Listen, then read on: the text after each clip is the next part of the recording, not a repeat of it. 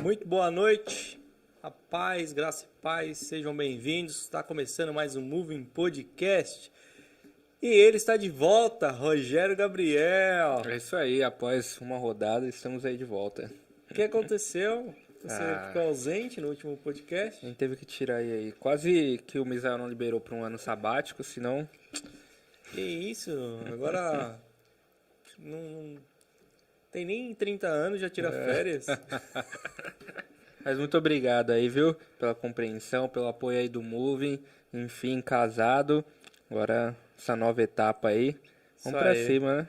Pra cima. Já começou a crescer cabelo branco na barba aqui, isso. tá? Você vai ver a hora que começar a cair o cabelo. Você é suspeito de falar, né? Não, experiência própria, né?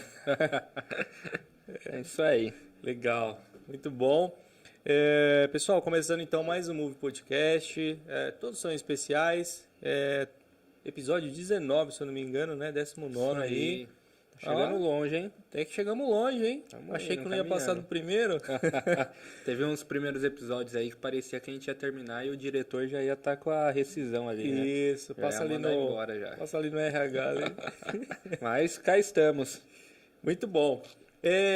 Aproveitar para falar também aí do último lançamento do nosso pastor, Rogério Oliveira, aí, lançamento do livro Vivendo com Propósito, Frases para Impactar o Seu Dia. Nessa câmera aqui, diretor. Tá certo? Então, 120 frases aí para impactar o seu dia. É um livro de bolso, né? É um livro um pouco menor aí do que o padrão. E você pode adquiri-lo por apenas R$20 aí. R$20 vai aparecer aí para você onde você pode adquirir, né? O Pix. E é isso aí. Abençoe o nosso pastor. Faça a compra aí desse livro. Contribua aí para abençoá-lo, ok? Acredito que vai ser edificante aí para o seu dia. Eu acabei de mandar o Pix aí, pastor. Beleza? Tá pago aí o meu. Esse aqui é nosso. Vai colocar na estante para nós? Colocar na estante? Tem que ler primeiro, né? Não, aí você compra mais um. Daí deixa um aqui na estante e outro você leva. Que é isso? Meu Deus do céu. Fazer o merchandising aqui, né?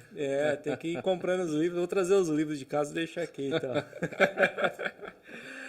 E aí, hoje recebendo aí, Rogério, mais um convidado aí, pastor Nilber Joaquim. Mais um, muita tenho certeza que vai sair muita história aqui, muita experiência. A gente vai aprender demais hoje, hein? Eu não sei, assim, várias pessoas recomendaram ele, mas não eram pessoas de confiança. Então, Fiquei sabendo aí que teve até uma mensagem alguns minutos antes de começar para cancelar o podcast. Para cancelar, pessoas, inclusive da comunidade dele, pedindo para cancelar. O que será que vai Bomba! acontecer aqui hoje? Hoje o diretor vai ter vários cortes polêmicos aí para fazer, então. Exato. Nilber, um prazer recebê-lo aqui, né? Primeiro, então, de tudo, agradecer a sua presença, por ter atendido a gente.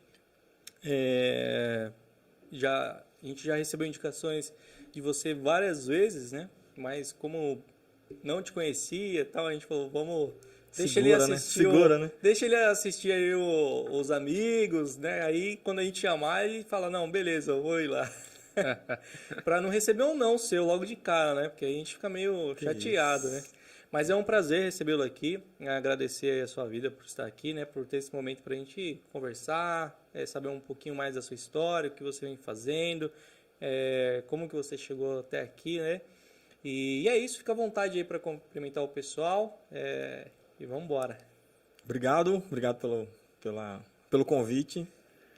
Esse povo que indicou aí, então, né? Tem que ver se é de confiança aí vocês aqui. Mas é muito bom poder estar aqui, muito bom poder conversar.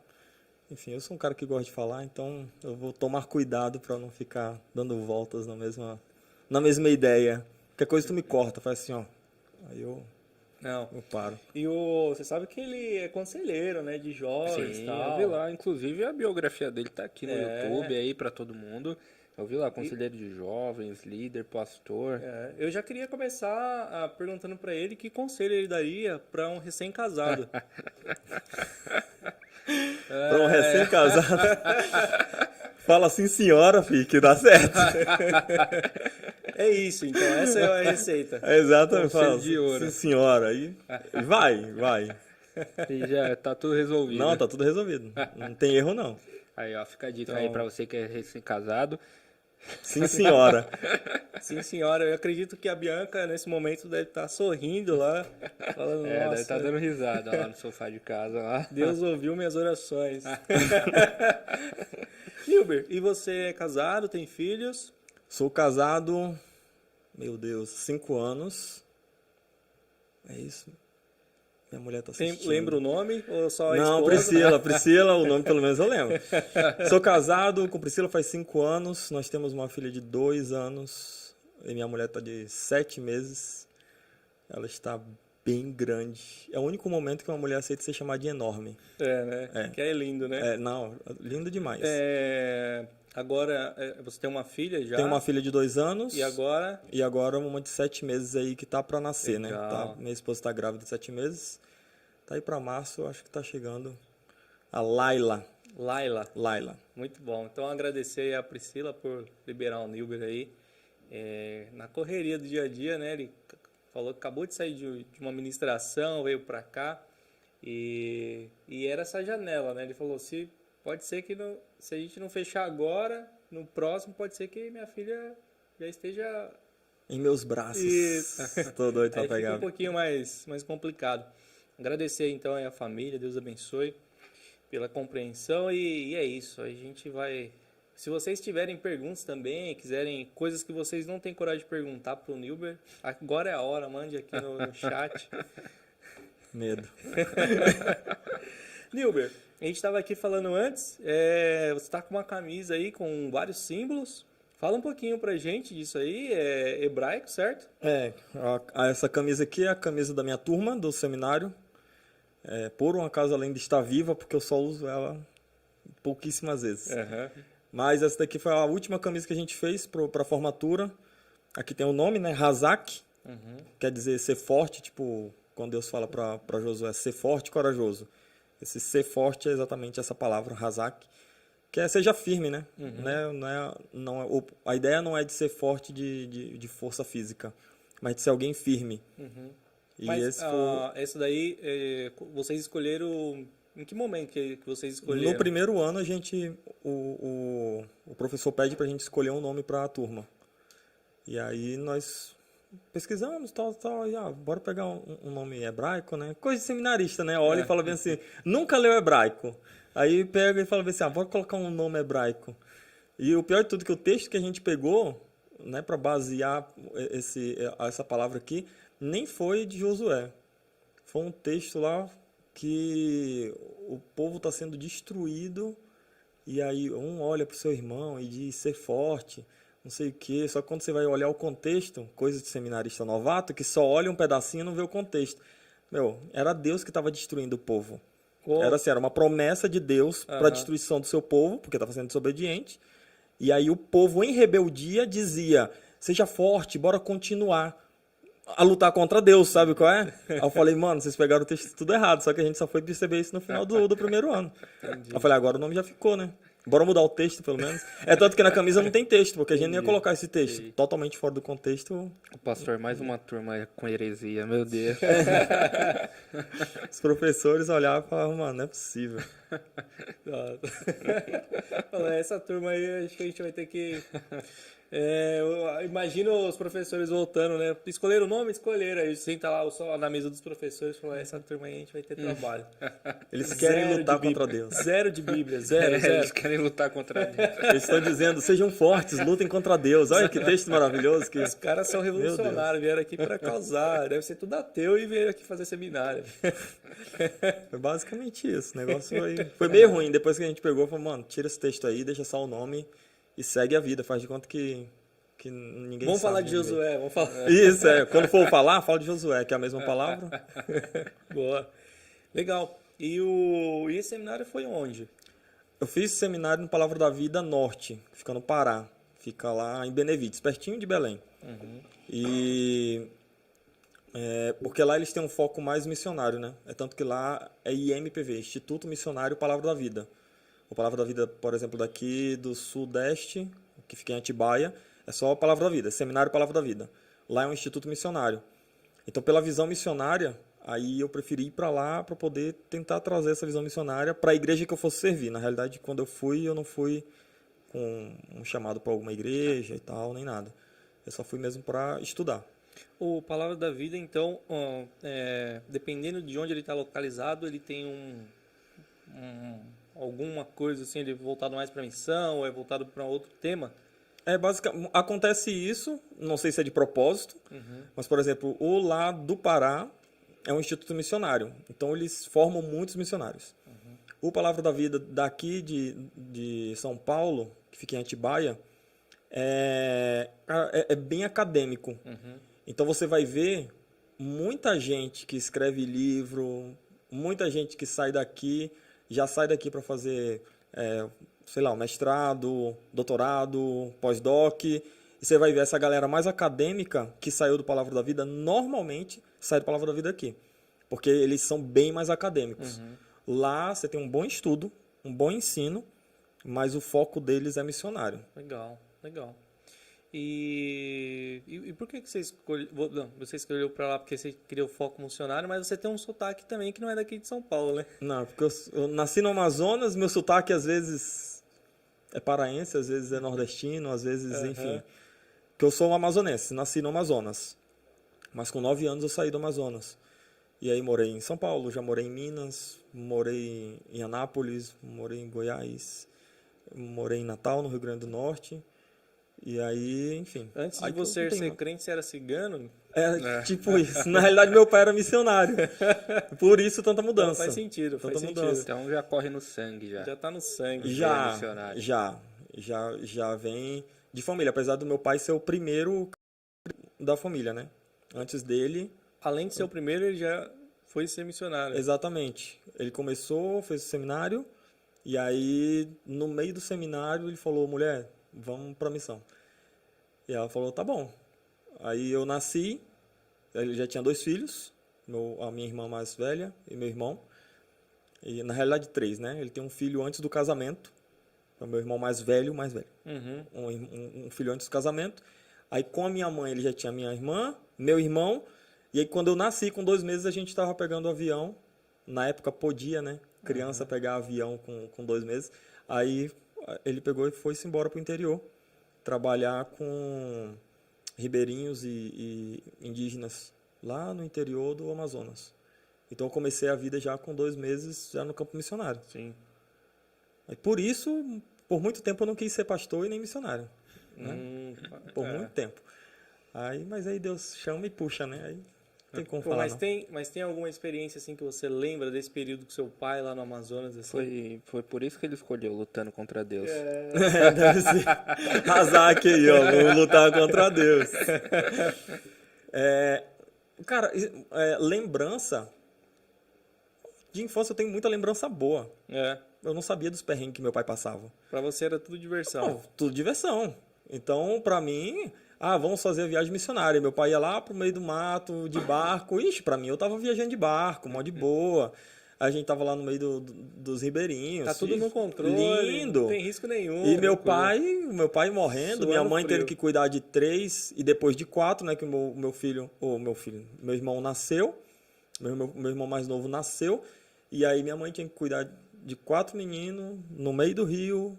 E aí ela quase morrendo, mas pra mim era só diversão. Então, assim, de infância, eu só tenho, cara, lembrança boa. De verdade, foi diversão. Depois que você vai ficando mais velho, você vai revisitando, entendendo os perrengues que o pai passou. Aí depois que eu fui entendendo, aí eu fui falando bem assim, mano, não quero. Com 14 anos eu falei, cara, nunca vou chamado missionário, pastoral, não. Eu vou estudar, vou trabalhar, vou ganhar dinheiro e vou pegar pelo menos 2 famílias de missionários para não passar o que meu pai passou. Pronto, esse foi o meu trauma. Eu falei assim, agora eu vou trabalhar e eu quero bancar 2 famílias. O meu sonho era esse. E aí fui, corri atrás, comecei a estudar, fui trabalhar. Por muito tempo deu bom, mas aí depois deu ruim. Você foi estudar o quê, assim? Enquanto estava fazendo ensino médio ainda, quer dizer, com 14 anos você não estava no ensino médio, eu estava no ensino fundamental ainda.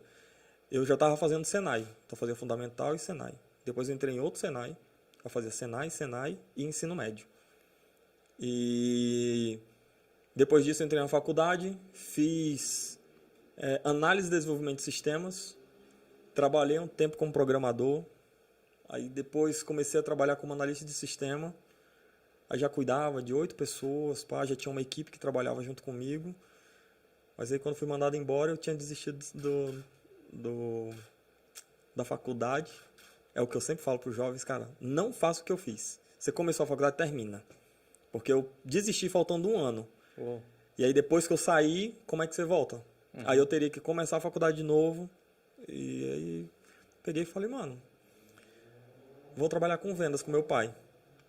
Aí depois que eu parei de trabalhar com programação, fui trabalhar com vendas. Meu pai trabalhava com vendas e eu peguei e fui trabalhar com vendas.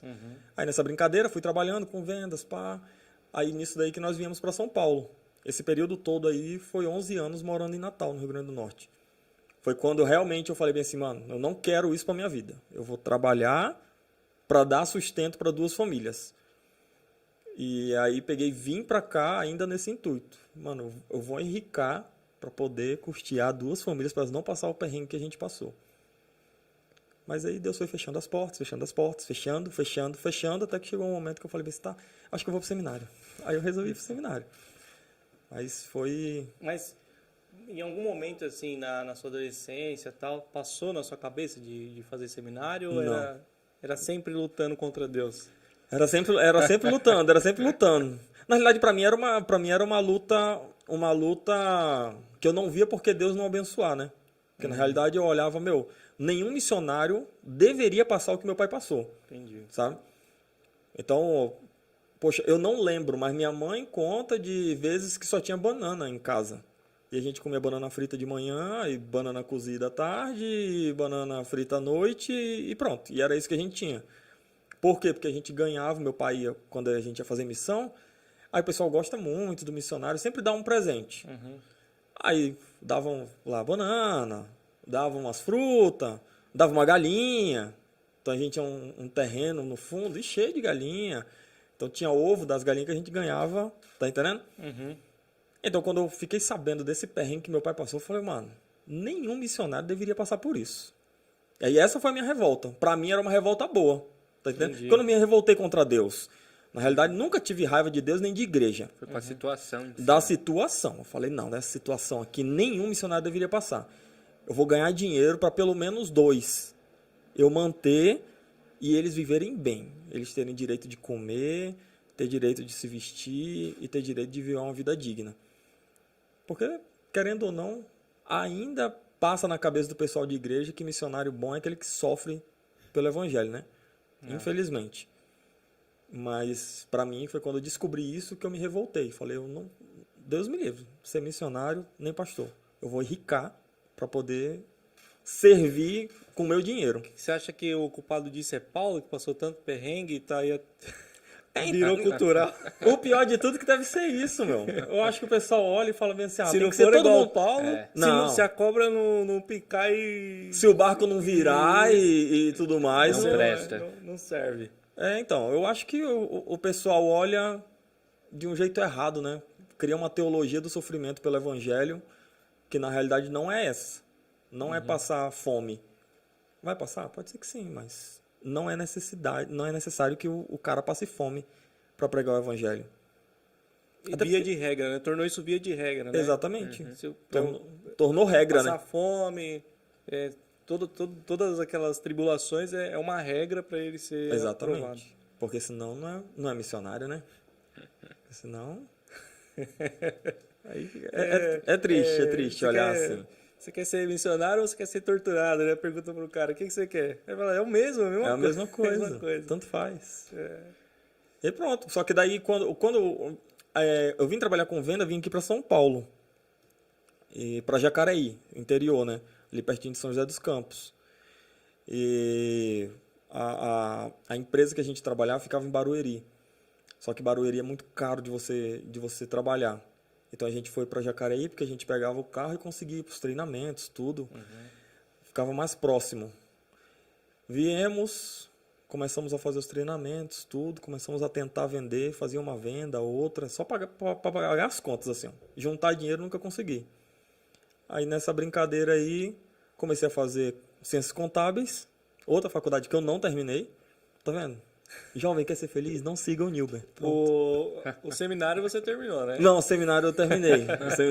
Senão eu não tava como pastor hoje, porque lá na igreja não aceita... Então era isso, assim... Agora você pode fazer qualquer faculdade que eu acho que você consegue. Eu tô fazendo letras. Você errou esse ciclo, né? Precisava terminar o seminário. O negócio era o seminário. Agora eu tô fazendo letras, porque o PV, o curso dele é curso livre. Então você não tem... O seu diploma não é reconhecido pelo MEC. Ah, tá. E eu queria fazer um mestrado ou uma pós. Não consigo, porque eu não tenho o diploma. E você não consegue nem abater matérias ali? Não, porque é curso livre. Quantos anos é letras? São 4. 4. Tô com 1 ano e meio já. Legal. Mas aí tô levando daquele jeito, EAD? mano. É AD. Legal. Eu só quero o diploma. que os professores não descubram, mas, é só daquele jeito mesmo, pra passar. Eu quero o meu diploma porque meu foco não é seguir letras. O meu foco é ter um diploma para eu poder conseguir usar esse diploma e estudar teologia. Voltar para a área teológica e tal. Qual que é o seu intuito assim, a longo prazo? Assim, mestrado? O que você pensa assim, de mestrado? O primeiro que eu penso em fazer é de cosmovisão.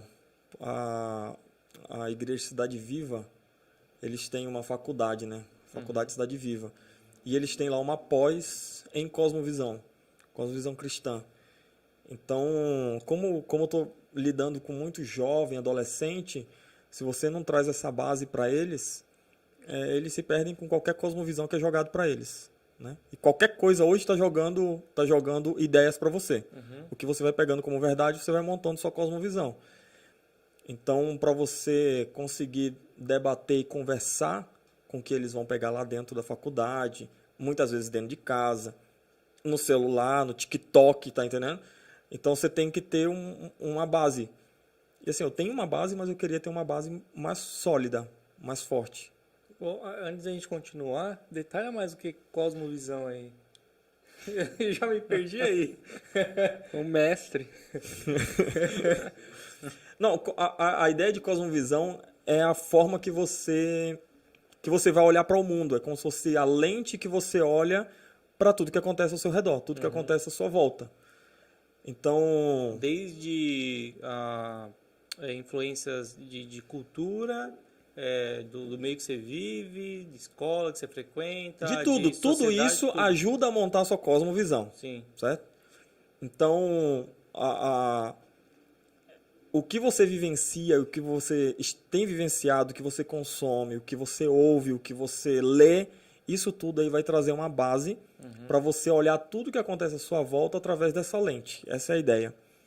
Então, a ideia da pós é montar uma cosmovisão cristã, onde qualquer coisa que eu olhe através do que a palavra de Deus diz. Entendi. Então, se eu olho... Que você já consiga julgar, falar, beleza, eu vou ler esse livro aqui, mas eu sei que esse livro aqui, essa parte aqui não tem nada a ver, isso aqui fere os princípios bíblicos e tal. Também. Você consiga bater o olho e já meio que selecionando as coisas ali. Exato. E para você olhar as coisas que estão ao seu redor também. Então, poxa vida, acabei de ouvir no jornal de um cara que sei lá, estuprou uma menina. Aí tem gente que vai, através da cosmovisão da ideia que ele tem, ele vai falar bem assim, isso daí tava com cão no couro. Aí não, o outro vai falar bem assim, mas será que a menina queria? O outro, mas normalmente na cosmovisão cristã você vai olhar e falar bem assim, cara, isso daí é resultado do pecado. Esse cara fez isso porque o pecado primeiro é quem deturpou o que é o amor na vida dele. E é por isso que ele é doente e fez isso com a menina. Tá entendendo? Então você olhar para tudo o que acontece e as coisas boas também. Você olhar para uma música bonita e tem gente que vai falar bem assim, isso daqui foi, sei lá, aconteceu porque o cara é muito bom, aconteceu porque ele se dedicou demais. Mas quando você vai olhar pela cosmovisão cristã, você vai olhar que existe a graça comum, onde o cara crente ou não, ele é abençoado por Deus, ele é agraciado com poder fazer coisas boas. Porque você tem a imagem e semelhança de Deus. E tudo que é bom parte de Deus. Sim. Tá entendendo? Então isso tudo, a cosmovisão que você tem é que vai fazer você olhar para as coisas de determinada forma. Te dá uma base mesmo cristã, né? Exato. Legal. E no geral, assim, você que tem... está desse lado aí, né? Ajudando os jovens, os adolescentes. No geral, como que é isso, assim, dentro das igrejas, né? Porque... acho que você quer atuar justamente para fortalecer essa base, né, construir isso, mas pelo que você tem de experiência, como que é no geral? Hoje, porque assim, né, a gente passou por um período também assim, de muitos filhos de pessoas que frequentavam a igreja, né, de crentes, que iam só porque os pais levavam mesmo, e depois falavam, não, eu não quero seguir isso quando chegar em certa idade e tal. E hoje eu imagino assim, com as mídias sociais, com o nível de informação que a gente tem, é muito mais difícil um jovem permanecer na igreja. Não sei se estou falando besteira, mas na minha visão seria isso, assim, porque hoje, e eu não estou falando nem que antes, né, ele vai sair para ir para a balada, fazer coisa errada e tal, mas simplesmente de não frequentar mesmo. Hoje é muito mais tem muito mais entretenimento, né, fácil, ali na mão. Então, eu tenho mais opções, né, de coisas que eu posso fazer do que ir para a igreja. Então, não sei, o apelo está maior. Rapaz, eu vejo que... Eu não sei se a juventude mudou tanto. Eu acho que mudou só a forma do pessoal sair da igreja, sabe? Porque agora, com acesso a tanto celular, a tanta coisa, fica mais fácil mesmo da pessoa olhar e falar assim, mano, não vou ficar por aqui mesmo. Ou então, ele vai consumindo muita coisa, e isso daí vai fazendo a chave dele virar para o lugar errado. A visão dele de mundo se transforma para outra coisa. E quando ele olha para a igreja, através de tudo que ele tem bebido fora, ele fala bem assim, cara, isso daqui é um monte de gente que só gosta de julgar os outros, esse tipo de coisa. Normalmente, quando o jovem sai da igreja, ele sai com essa desculpa. Não, aqui o pessoal me julga, aqui não dá certo porque eu não posso fazer nada. é uma visão deturpada do que é o evangelho. Parece que eu tô ouvindo os jovens falando aqui comigo. É o que a gente mais ouve, né? É o Demais. pessoal olhando e falando bem assim, não, aqui o pessoal só me julga, aqui eu não posso fazer nada, o pessoal julga minha roupa, o pessoal julga não sei o que lá, julga meus rolês, pra onde eu vou. E eu falo, cara, de verdade, você às vezes tem que olhar e falar bem assim, mano, pode continuar julgando, mas eu tenho que saber, então, qual é o motivo de você sair daqui para Paulista andar? Pode ter milhares de motivações. Motivações que vão contra a palavra, motivações que são ok, que não vai contra a palavra. Você está glorificando a Deus, dando um rolê com seus amigos. Top, é isso. Então, agora assim, os jovens, e essa é uma realidade lá na igreja, infelizmente a gente tem uma lacuna de jovens ali. Você vê, tem uma galera de uma idade X, aí quando chega lá nos seus 27, 28 ali, tem uma lacuna até os 22, mais ou menos. Que foi uma galera que se perdeu. E aí a gente tem tentado agora, nesses 3 anos, né? Faz 3 anos que eu estou trabalhando aqui.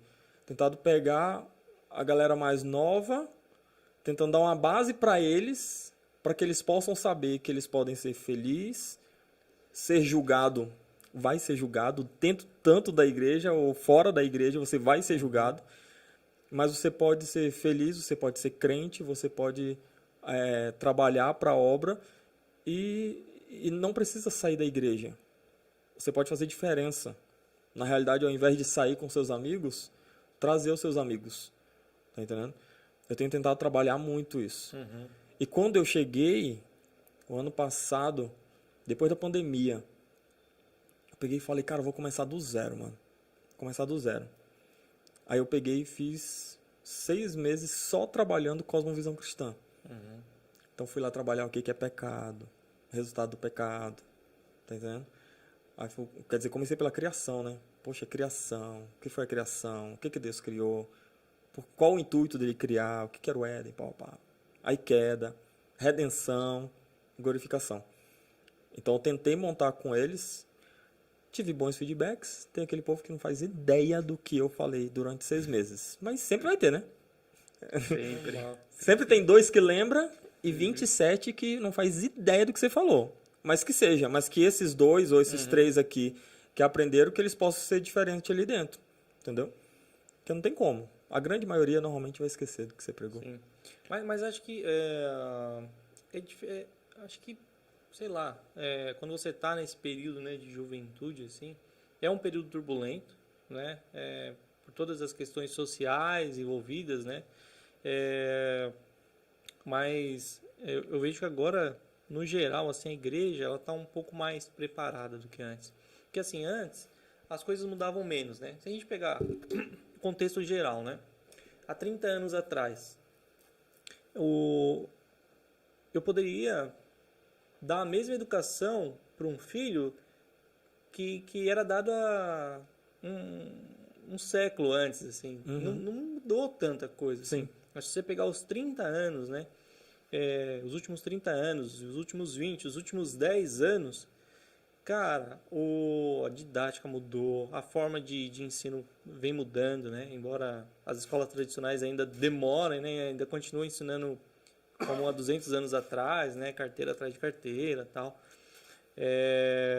Mas mudou, assim, já tem outras metodologias, tal. Então, as plataformas digitais, a forma que a informação chega, a forma de aprendizado, né? A questão do pessoal começar a entender que não é porque o cara não é bom em matemática que ele não vai ser um excelente profissional, né? E aí começa a separar isso e falar, cara, beleza, então vamos... Já que ele não é bom em matemática, mas ele é bom em português, então vamos priorizar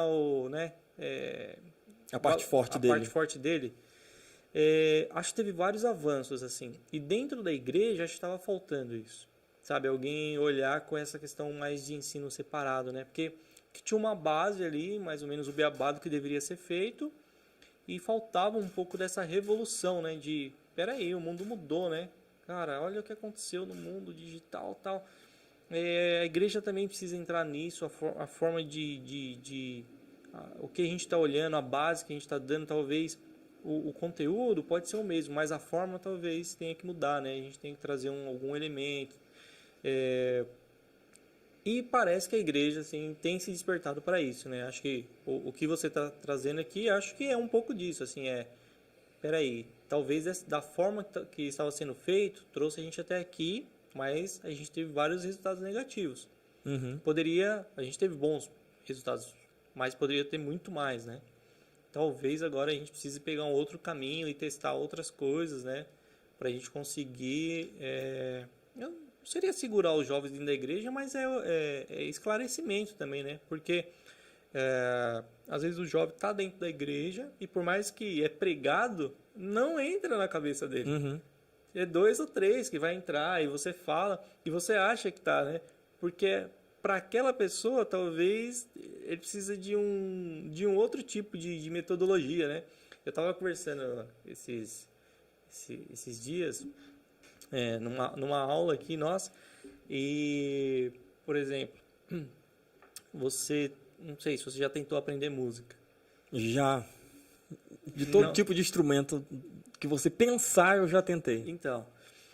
E aí eu tava lembrando aqui, né? A gente já tentou dar aula de música aqui e tal, e tinha várias vezes, né? E você fala, poxa, por que não ia? Por que as pessoas não aprendiam, né? Tal. E aí você vai amadurecendo tal, e você vai mudando a metodologia, e aí até que chega uma metodologia que você funciona. Então, assim, pô, e aquelas pessoas lá atrás, elas não aprenderam porque elas não nasceram para isso ou porque a metodologia não foi a mais correta para ele, entendeu? Porque... eu acho que tem muito disso, assim, carregar no colo e tal, tem muito disso, né? Só que eu acho que quanto mais vai crescendo, né, o grupo ali, vai ficando mais difícil administrar isso. Uma coisa é você fazer com 2, 3. Sim. Outra coisa é você fazer com 30, 50, né? Mas eu acho que tem muito disso, assim. Mas, no geral, eu vejo que a igreja tá olhando, assim, tá começando, né? Então, eu acho que... e acho que isso que você tá fazendo, de querer, né, criar essa base, trazer a cosmovisão, né, revisitar os fundamentos da fé, Sim. ali da doutrina, eu acho que é um pouco disso. Eu acho que a maior questão quando você está trabalhando com um público assim muito grande, no púlpito, por exemplo, você tem que tentar trazer uma forma que você consiga pegar o máximo de pessoas. Não tem outro jeito, não tem como eu pregar customizado para cada pessoa. Agora, talvez muito se perdeu de jovens porque dá trabalho você chamar um por um, tá entendendo? Ou chamar aquele que talvez precise aprender de uma forma diferente, por quê? Precisa ser no tete-a-tete. E aí, quando você senta para conversar com o cara, aí você vai ouvir ele, aí ele vai abrir o coração, ou não. Aí você vai pegar um cara que é caladão, e aí você vai ter que tentar mostrar para ele a pregação que você fez há um tempo atrás sobre o Cosmovisão, ali sentado, conversando e falando bem assim, cara, pô, tu não lembra que a gente falou sobre isso daqui, ó? Você tá caminhando desse jeito aqui, mano, teus amigos estão falando aqui, ó, é porque eles pensam desse jeito. A questão é que quando você pega esse pensamento e passa no filtro da Bíblia, não bate. Então você precisa caminhar diferente, tá entendendo? Aí isso daí dá trabalho. É cansativo, aí né? Isso daí cansa, isso daí dá vontade de, eu vou só pregar e segue, sabe? Tanta coisa para fazer ainda na igreja, ainda vou ficar batendo cabeça com, tá entendendo? Só que o chamado é para isso daí também, né? Então, eu acho que essa parte que é justamente a que vai dar o ligamento. Porque, beleza, eu posso frequentar a igreja, ouvir a pregação e ir embora para casa. E não ter nenhum relacionamento. Só que aí, nas empresas, a gente chama isso de one-on-one, né? Que é você sentar com a pessoa e ter uma... tipo assim, esquece tudo, agora é eu e você aqui, cara. Eu quero te ouvir e aí eu quero trazer alguns pontos aqui que eu acho que a gente pode trabalhar. E aí, focado no seu desenvolvimento, né? A gente chama assim, focado no seu desenvolvimento. Quem é o Nilber? O que ele quer fazer, como ele se vê e tal. Esquece o restante do time, vamos falar de você. E eu sei que da igreja, uma coisa é você fazer isso na empresa. Tem muito mais recurso, isso já está dentro da proposta, né? Outra coisa é você fazer isso dentro da igreja, que não é uma... faz parte, mas não é esperado que você sente com cada pessoa, né? imagina assim, né? O pastor, 2 mil membros, 5 mil membros. Ele precisa ter uma equipe grande para fazer isso, né? Ou trabalhar com pequenos grupos. Isso. Tá entendendo? Ou trabalhar com pequenos grupos. Para igreja grande, uma igreja grande sem pequenos grupos, desculpa, sempre vai ter alguém reclamando que o pastor não foi na casa. Cara, não tem condições. Não tem. Lá na igreja mesmo, sei lá, a gente tem um público de 280 pessoas, sei lá, a 300 pessoas, né, por domingo, juntando os 2 cultos. A gente tem mais ou menos esse público. E se o pastor for família por família, vai virar ano e ele não foi em todas as famílias. E fora que ele não vai ter tempo para fazer pregação. E vai ficar mal falado ainda. E vai ficar mal Ele só falado. vai na casa de fulano. Exatamente. Mas isso aconteceu na época da pandemia. Porque eu peguei o telefone e falei bem assim, mano, quer ver? Eu vou ligar para essa molecada toda. Aí peguei e fiz a lista de todo mundo. E comecei. Só que eu comecei por quem? Pelo pessoal que era mais distante. Então, porque tinha gente na igreja que eu falava bem assim, isso daqui eu sei que o pai tá cuidando. O pai e a mãe são crentes, já é um jovem, um adolescente que caminha bem, que não me dá trabalho, não dá trabalho para os pais. Então, na real, esses daqui são os últimos da fila. Eles têm apoio dentro de casa. Sim. Só que tem uns adolescentes que mora com a avó, tem um adolescente que eu sei que é brigado com a mãe, tá entendendo?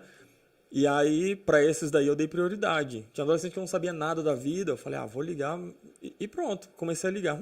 Acabou a pandemia, a quantidade de xingo que eu levei, me chamaram para conversar. Teve candango, me chamou para conversar e falou bem assim, por que você não ligou para mim? Eu fiquei sabendo que você estava ligando para os jovens tudinho. Você não vai com a minha cara? Tipo isso. Eu falei, mano, então, né? Além de eu ter que cuidar da minha mente durante uma pandemia preso dentro de casa, eu estava tentando cuidar de um monte de gente e eu não dei conta. É isso, o teu pastor é falho. Você me aceita desse jeito? Porque não dá ser humano igual o outro. Tá entendendo? Mas assim, esse trabalho de tete a tete, cara, sinceramente, deu bons frutos, hein?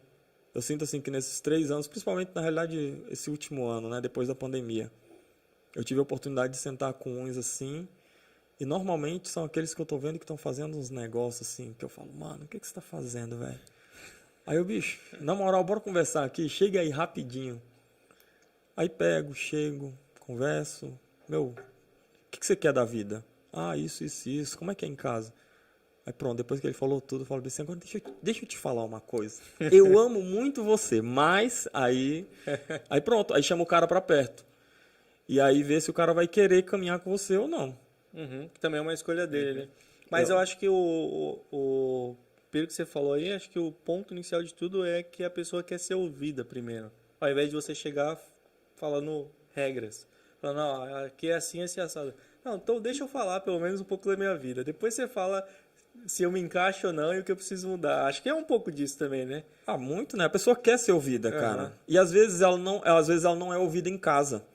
Tá entendendo? Muitas vezes você vai conversar com alguém, com um jovem, um adolescente, que na realidade ele só conversa com os amigos de escola. Então, tipo assim, eu tento me colocar, na realidade, como um amigo. Eu falo, cara, na moral mesmo, quando você precisar, dá um toque pra mim. Porque os teus amigos da escola não pensam como pelo menos você deveria estar pensando. Esse é o maior problema. Então, se você não tem a base dentro de casa com seus pais e você vai levar os seus amigos como base, cara, deveria ser pelo menos amigos crentes. E normalmente, se você perguntar, cara, seus amigos mesmo, que você curte, são de onde? É do colégio, é do basquete, é do futebol. E aí é só perdição, né, meu irmão? São os mais descolados, né? Exatamente. São os que estão na selfie dele no Instagram. Só que quando você vai ver, quantos deles é crente? Nenhum. Tá entendendo? Aí ao invés de você estar puxando o cara pra dentro, eles estão puxando você pra fora. E aí é difícil, porque ele não tem alguém. São poucos adolescentes e jovens em casa que têm uma base em casa. A grande maioria deles, eles estão sozinhos. E aí você tem que se colocar como amigo. A pior coisa é quebrar essa barreira pastor-ovelha. São poucos adolescentes que me chamam de pastor, graças a Deus. Porque eu falo pra eles, mano, me chama de Nil, Ei, Nil, assovia pra cachorro, que eu olho, cara, na moral. Você não precisa me chamar de pastor. Quebra esse esquema de pastor. Porque o pastor me distancia dos adolescentes. Uhum. E eu quero que eles me tenham como amigo, mesmo que seja um amigo velho. Tá entendendo? Uhum. Ah, o cara de 22 anos vai querer conversar com um cara de 34? Ah, mano, tenta. Tá entendendo? Se pá, eu posso te ajudar em alguma coisa. Mas vou te ajudar como amigo. Então eu tento caminhar com eles dessa forma. Assim, no tete a tete, né? Pais. E eu não vou dedurar você pros seus pais. Você que tem que ir lá e contar. A não ser que você faça de novo. Aí eu coloco, né? Eu falo, mano, se eu descobrir que você fez isso de novo, aí eu vou conversar com teus pais. Aí normalmente o menino fica com medo, né? Não sei se dos pais, não sei se de Deus, mas ou de mim. Mas normalmente, assim, chega, dá um jeito, sabe? O menino dá uma melhorada. Mas é legal, né? Interessante isso, né? Encontrar dentro da igreja um apoio também, né? Porque é difícil quebrar essa barreira, porque uma vez que você entra ali, né, digamos assim, pro ministério, é natural que você se distancie um pouco mais, assim, né? Porque você tá ali na frente, né? Você tem que ser exemplo, pô, de repente você quer fazer uma brincadeirinha, mas você já não pode mais, você quer jogar uma conversinha fiada, você já não pode, porque, pô, é o pastor, tal, não sei o quê. Ele meio que deixa de ser humano, né? Uhum. E é difícil pro jovem também, né? Difícil o jovem quebrar essa barreira. Acho que normalmente é o contrário que tem que ser, né? Porque ele não vai chegar lá, tipo, e aí, Nil, beleza? Normalmente A não ser não. que você falar, galera, você vai lá e quebra o gelo, né? Então, mas assim, eu sinto que a grande maioria dos jovens e dos adolescentes normalmente me tratam como mais um. Da galera, senta, joga, no meio do jogo me xinga. E, cara, nossa, a primeira vez que uma menina bateu na mesa e me xingou no meio do jogo, eu falei bem assim, cara, eu quebrei o pastor ovelha com ela. Porque ela bateu na mesa e pensou, toma! Aí eu falei, pronto, eu já gostei. Porque seria o que eu faria com um amigo. Uhum. Tá entendendo? E eu jamais faria isso com um pastor. Tá entendendo? Com o meu líder. Mas não, ela bateu na mesa e tacou na minha cara. E falou bem assim, ganhei, tonto. Aí eu falei, pronto, já ganhei. Essa daqui eu já ganhei amizade. Então, tipo assim, eu pego, pela forma que eles me eu vou vendo quantos me tratam mais como amigo, consegue ter mais intimidade, né? ter mais proximidade. E muitos deles, cara, é interessante, muitos deles foi depois que eu cheguei pra conversar e ter conversas chatas. Uhum. Mano, o que você tá fazendo? Não sei o quê. Umas meninas assim, eu falo, mano, que vídeo é esse daqui no TikTok, doida? O que você tá fazendo? Tá entendendo? Então, foi nessas chamadas aí, eu ganhei alguns amigos, ovelha / amigos, que hoje me tratam muito bem, que eu amo demais e que eu vejo que tá caminhando. Pô, você vê alguém que você chamou, assim, sabe? Teve que conversar, uma conversa chata. E você vê a pessoa se transformando, querendo acertar. Pai, quando erra, fica envergonhado. Aí vem conversar. Nossa, não tem nada melhor na vida do que quando isso acontece. Acho que tipo assim, meu trabalho tá fazendo sentido, né? Exato. O meu propósito e tal, né? Pro que eu fui chamado. E isso é da hora que a pandemia mostrou muito isso, né? Com o passar do tempo, as coisas vão mudando e a palavra não muda, mas a forma como entregamos ela mudou. Antes era só aqui na igreja, tete a tete, e veio a pandemia e muitas pessoas não estavam habituadas, prontas para fazer um online, né? O ao vivo. Só que mudou. E eu vejo que o trabalhar com jovens, adolescentes também é assim, né? Vai passando o tempo, as coisas vão atualizando e a palavra continua a mesma, a forma que a gente usa ela nas entrelinhas, mas a maneira de entregar ela, com o passar do tempo, também vai se atualizando, né? Conforme o ano, a mentalidade da galera, tudo, a idade, né? A gente tem que ir se atualizando também, né? Para lidar com a galera nesse sentido de passar, de transmitir a palavra, não distorcendo ela, mas realmente transmitir a palavra da maneira certa, mas de uma forma diferente que vai dar para aquele ano, para aquele momento, para aquele século.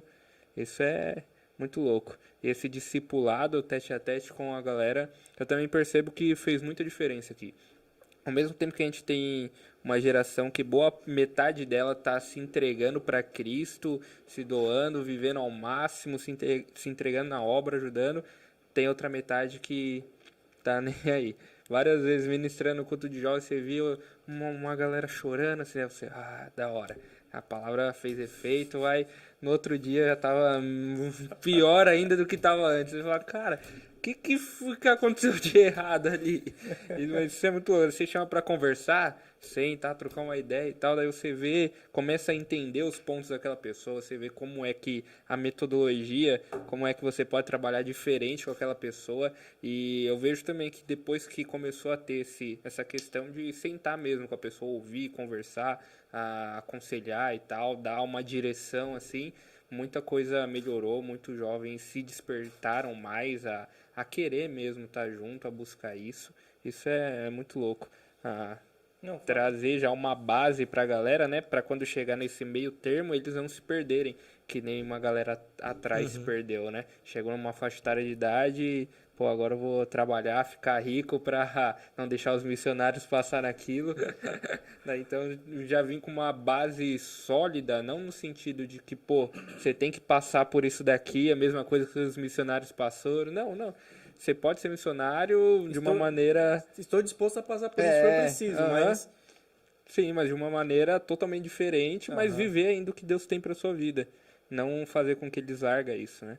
Legal, e é interessante esse ponto que você falou, porque, assim, relacionamento onde, por exemplo, não tem esse diálogo, né? Então, não tem como, né? Porque é diferente, você pega um senhor, 50 anos, vem pra igreja, culto de domingo, ouve a palavra, já é um cara maduro, ele sabe, né, já tá... Ele já não é tão afetado pelas coisas, né? Ele já tem um pouco mais, digamos assim, eu espero assim, que ele tenha um pouco mais de firmeza. Mas o jovem, ele quer ter esse relacionamento, né? Porque assim, imagina, o cara vem pra igreja, igual você falou. Aí todos os amigos deles não são crentes. Aí você fala, não, tem que vir pra igreja e tal. Aí chega lá e fala, e aí galera, manos, brothers, vamos pra igreja? Ele fala, que igreja? O quê? Vai você e tal. Meu, aí ele fala, beleza, então eu vou ter que caminhar sozinho agora. E aí, dentro da igreja, tipo, ele não encontra ninguém pra... Pô, eu preciso de alguém pra caminhar comigo, né? Ou que pelo menos esteja... Quando eu me senti um pouco mais vulnerável, chegar e trocar uma ideia, né? E é esse ponto que você falou também, acho que eu ia perguntar isso pro Nilber, né? Porque o cara faz o seminário e aí agora tá trabalhando com os jovens e fala, mano, pá, não sei o quê. Então, que é a linguagem deles, né? E aí é difícil também para uma galera mais antiga, né? Falar, pô, o Nilber fala um monte de gíria e tal, não sei o quê. Mas, senão você não cria esse vínculo, né? Não adianta você chegar a voz mecê, né? Para um cara de 15 anos e falar, não, tem que rolar uma identificação, né?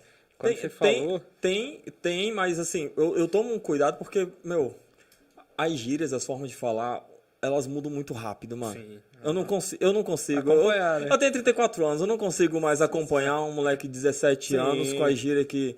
Tá entendendo? Então, tipo assim, eu tive que pesquisar o que era lá ele. Não, tá entendendo? Sim. Tá entendendo? Porque eu comecei a ouvir os moleques falando. Eu falei, gente, o que é isso? Tá entendendo? O que é? Lá ele. Aí o cara me pergunta desse jeito. Ó. Já mandou um lá ele, ó. Tá entendendo? Pesquisa, mano. Eu acho melhor não falar aqui não. Pesquisa aí. Alguém põe no chat aí que eu não vou explicar o que é lá ele aqui não. Eu só tô provocando. Só tô fora. Você quer buscar. Então, tipo assim... vem aqui, ó. Não, vem aqui, ó. Não, é melhor não. Então, tipo assim, cara, eu não consigo correr atrás de falar exatamente como eles falam. E eu não quero me tornar o tiozão que quer ser o molecote, sabe? Que quer falar igual... o tiozão descolado. Então eu prefiro ser o Nilber que eu sou, tá? E de boa, e realmente assim, se pegar o jeito que eu falo com o jeito que o pastor Emanuel fala, que tem 44 anos, a gente fala de forma diferente, a gente prega de forma diferente, a gente fala com os adolescentes de forma diferente. Mas é porque eu simplesmente mantive o Nilber que eu era e pronto, e segue. E aí quem quiser me ama desse jeito aí. Esse daqui é o pastor que vocês têm. Tá entendendo? E aí, beleza. Eu tento não ser também o super erudito, né? Até porque eu não consigo. Leio e a cabeça continua bem mais ou menos. Mas tipo assim, eu tento não ser o molecote. Porque eu sei que isso daí acaba meio que você perdendo a sua identidade. Eu não quero perder a minha identidade. Essa é a realidade. Tá entendendo? Então, até mesmo quando eu prego no domingo, lógico, eu não prego da mesma forma que eu prego no sábado. Né? Mas eu também não prego como um pastor de 40, 50 anos, com as palavras rebuscadas. Não, vai ouvir o Nilber simples, do jeito que é, do jeito que eu falo. Um pouco mais comedido ali. Um pouco mais comedido, porque às vezes eu uso umas palavras no sábado que eu jamais usaria no domingo, porque senão as senhorinhas iam morrer, entendeu? Mas eu tento ser o máximo de Nilber possível. E com os jovens do mesmo jeito. Com os jovens, com os adolescentes, eu sigo dessa forma. Mas não dá pra você ser o meninão junto com eles, não. Sim. Por exemplo, eu ainda pensei em fazer um TikTok. Eu falei, cara, eu não tenho condições psicológicas pra ser um TikToker. Nunca. Tá entendendo? Então eu falo, não, gente. Ah, não, Nilber, você precisa fazer pros adolescentes te ouvir. Eu falo, não. Me procura, vem conversar. Eu converso com ele e pronto, ele vai me ouvir. Ele não vai ficar me vendo em TikTok, gente. Tem muito mais gente no TikTok que ele vai querer ficar ouvindo e vendo do que o Nilber falando de uma forma legal sobre a Bíblia. Não sei o que. Ah, mano, desculpa. Não vai Teve rolar. uma pessoa aqui que até mandou aqui, ó.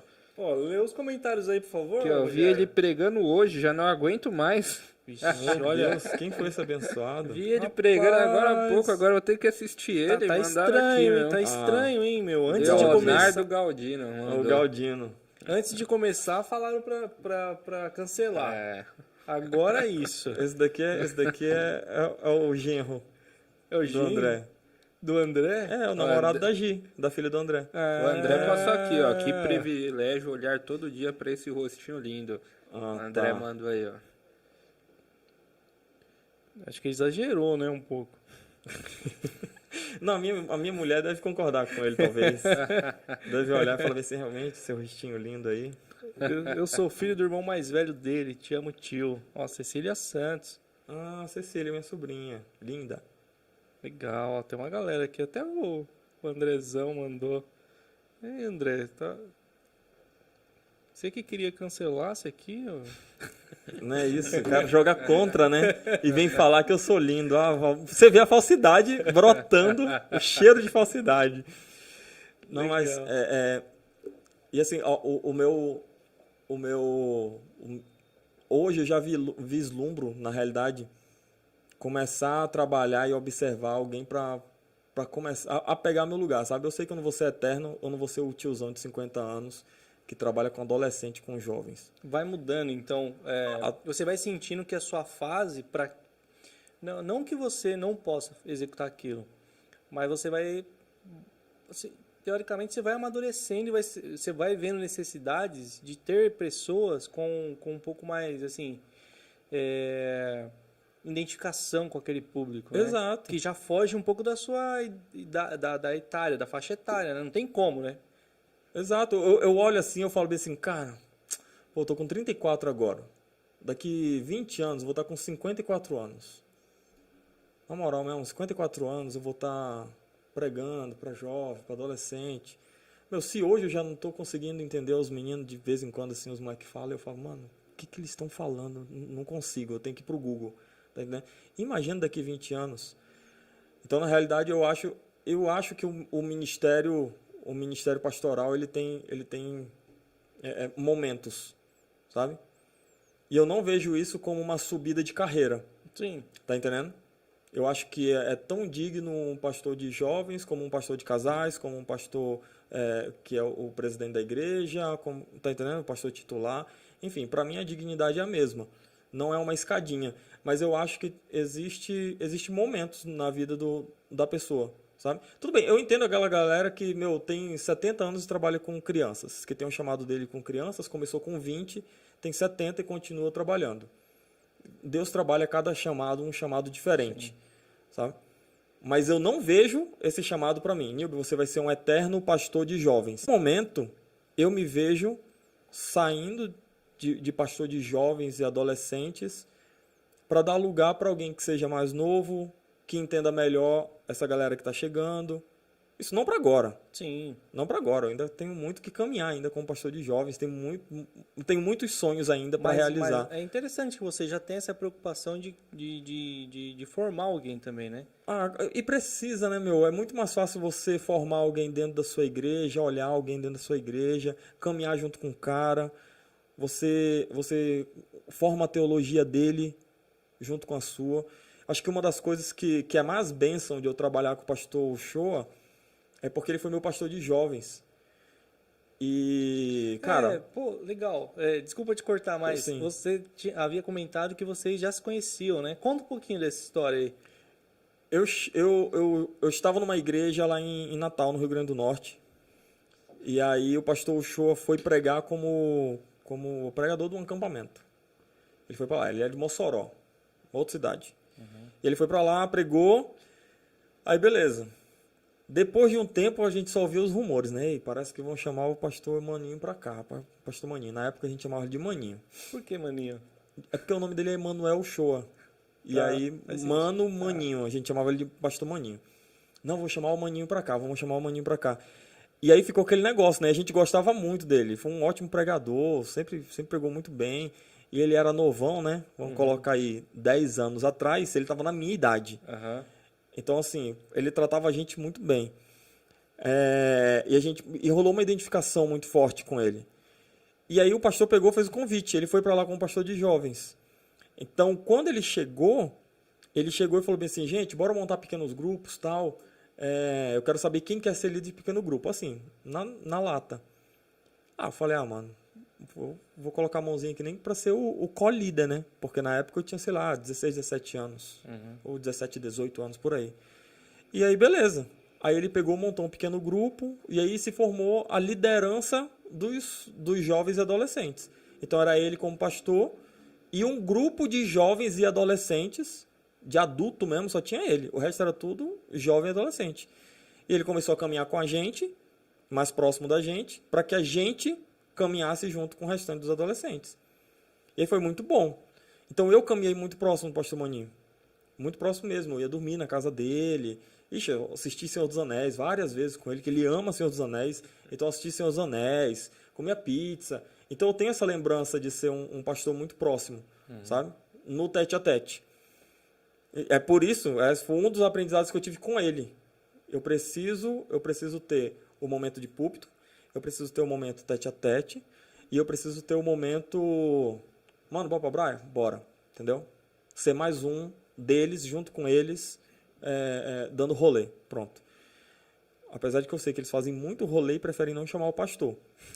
Mas, por exemplo, esse ano eles falaram assim, bora pra praia. Eu acho que tá rolando desabafo aí, viu, pessoal? Não, eu já desabafei isso pra eles. Eu já falei assim, mano, vocês não me chamam pro rolê, né? Mas fica tranquilo. Eu sei que é chato sair com um tiozão de 34. Que vocês têm tudo o quê? 18, 19, 20, mano, sou o tiozão mesmo. Então deixa quieto. Mas pelo menos uma vez no ano, bora dar um rolê e tal. A gente desceu pra praia com um monte de jovens lá, foi da hora pra caramba. Então, tipo assim, aí nessa brincadeira, como eu caminhei muito próximo dele, cara, muito do que eu aprendi de teologia foi formado pelo pastor Maninho. Tá entendendo? Então, muito do que eu entendo como um cristianismo saudável e verdadeiro, eu aprendi nas pregações do pastor Maninho, eu aprendi nos estudos que ele dava para o pequeno grupo, de líderes de pequenos grupos. Então, eu aprendi muito com ele.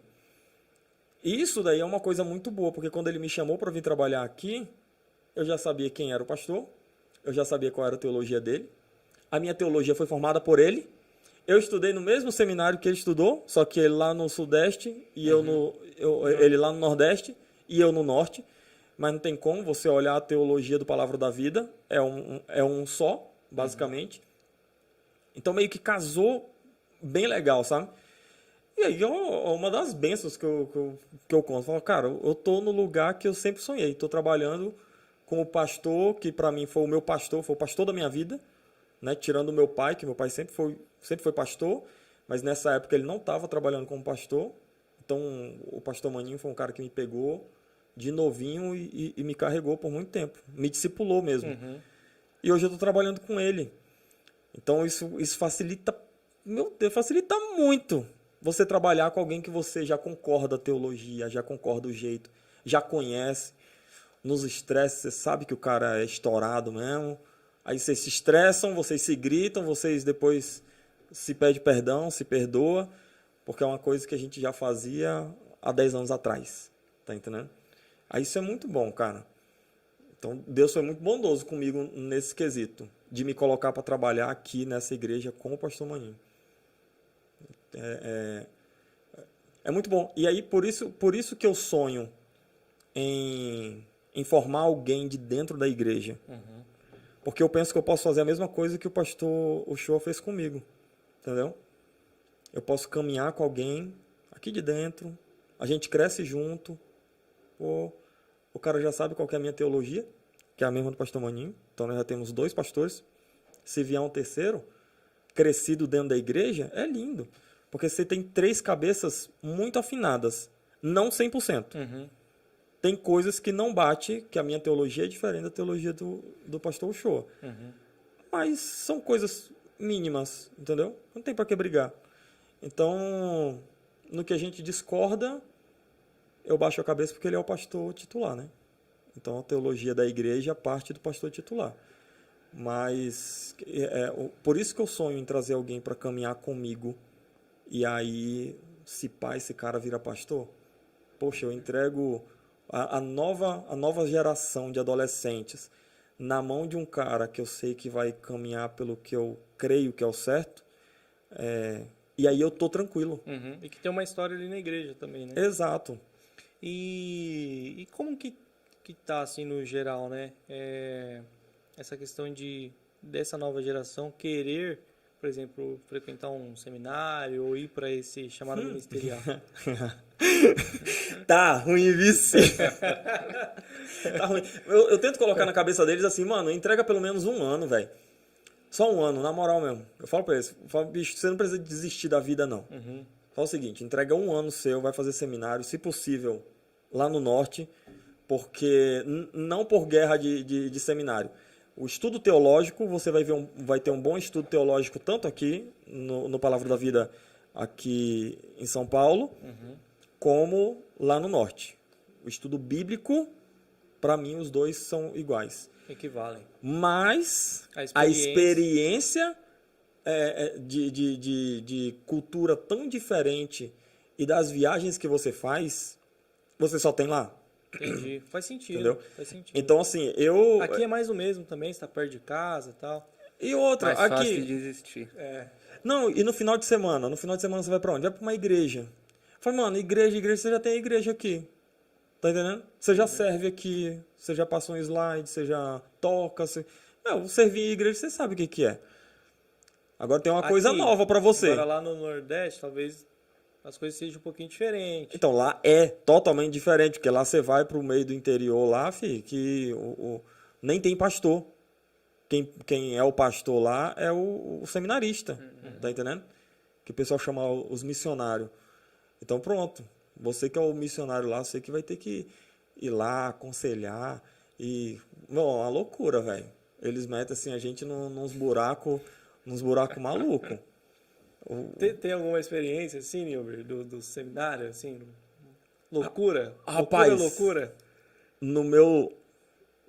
cara, o meu primeiro ano, eu fui trabalhar junto com um pastor muito velhinho, pastor. Pra ter ideia, ele escrevia a pregação dele à mão e ele lia o sermão dele. Mano, ele lia o sermão dele. Eu queria morrer. Eu falava, mano, o que esse cara tá fazendo? E aí, beleza. Aí, nesse daí, teve 2 experiências que foi muito punk. A minha primeira pregação lá foi uma experiência bem terrível. Por quê? Eu peguei, quando você está começando o seminário, normalmente você faz o quê? você busca ali um sermão de alguém que você goste e tenta adaptar, porque você não sabe ainda fazer todo o processo para você criar um sermão do zero. Você nem é doido de querer criar um sermão do zero. Então eu peguei, fui lá no site lá que tinha umas pregações do Hernandes, gosto muito do Hernandes, e aí peguei um sermão dele, eu falei, mano, esse sermãozinho aqui dá pra fazer em meia hora, tá lindo. Só que, cara, o sermão era gigante. Primeira coisa, você não sabe quanto tempo vai dar seu sermão. Uhum. Aí levei o sermão. O primeiro sermão que eu preguei deu 1h15. Uou. O de meu Deus do céu. Só que o que me deixou tão coisado? É porque a única pessoa que ficou com raiva de eu ter passado 1h30 pregando foi o pastor Veinho. Chegou uma hora, bicho, que ele olhava no relógio assim, ele batia no relógio assim, ó. Aí ele começou a bater no banco. Eu falei, mano... E aí como é que você continua pregando com um pastor batendo no banco? Tipo, mano, vamos lá. E a galera pregada assim, ó. E eu, cara, vou pregar, tô nem vendo. Aí preguei, terminei de pregar. A pregação lá, todinha. E o pessoal, nossa, cara, que da hora, não sei o que lá. Fui lá, tive que pedir perdão pra não sei quem, blá, blá, blá. Você vê assim que rolou a galera prestou atenção, sabe? Uhum. É muito bom quando você tem esse feedback. Mas o pastor, meu Deus do céu, pra ele me dar o púlpito de novo. Porque ele ficou com aquele negócio, né, mano? Esse moleque vai vir aqui. E assim, eu nem era tão moleque, né? Eu tinha já meus 20... Eu entrei no seminário com 27 anos. Entrei bem tardinho já.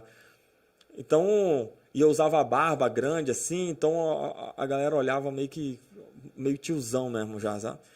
Dava umas moral. Na realidade, no início eu tava usando só bigode, porque eu não podia usar barba lá no Palavra da Vida. Mas na regra não dizia que não podia usar bigode. Eu falei, bigodão, desse tamanho assim, ó. E aí, meu, rebeldia de seminarista. Tonto, lutando, né? Contra Deus. Lutando contra Deus, lutando contra o sistema, lutando contra o sistema. Não tem dizendo nada contra o bigode. Aí a gente pegou e deixou o bigode.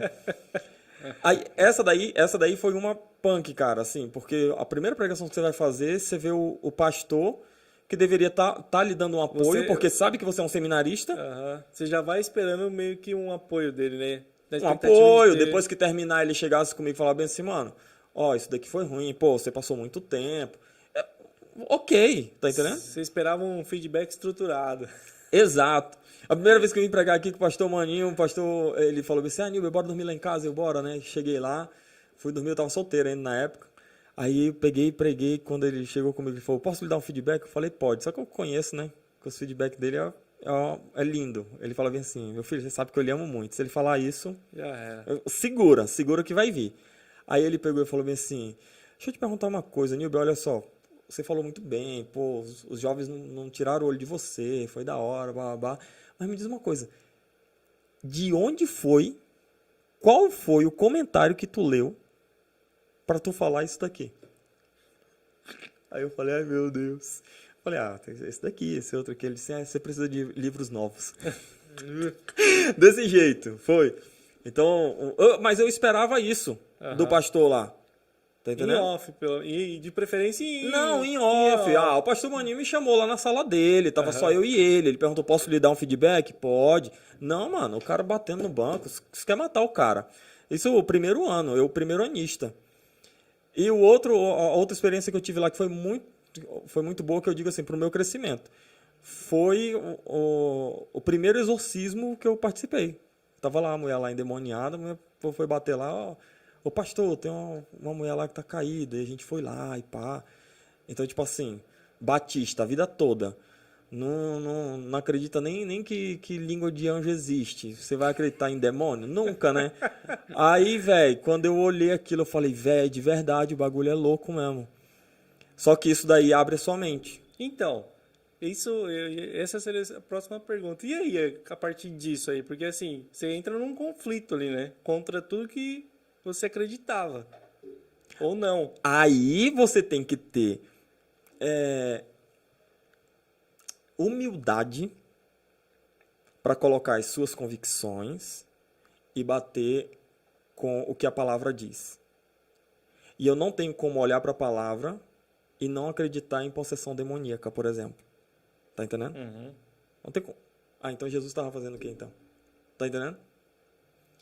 Então eu não tenho como olhar para a palavra e não ter certeza que possessão demoníaca existe.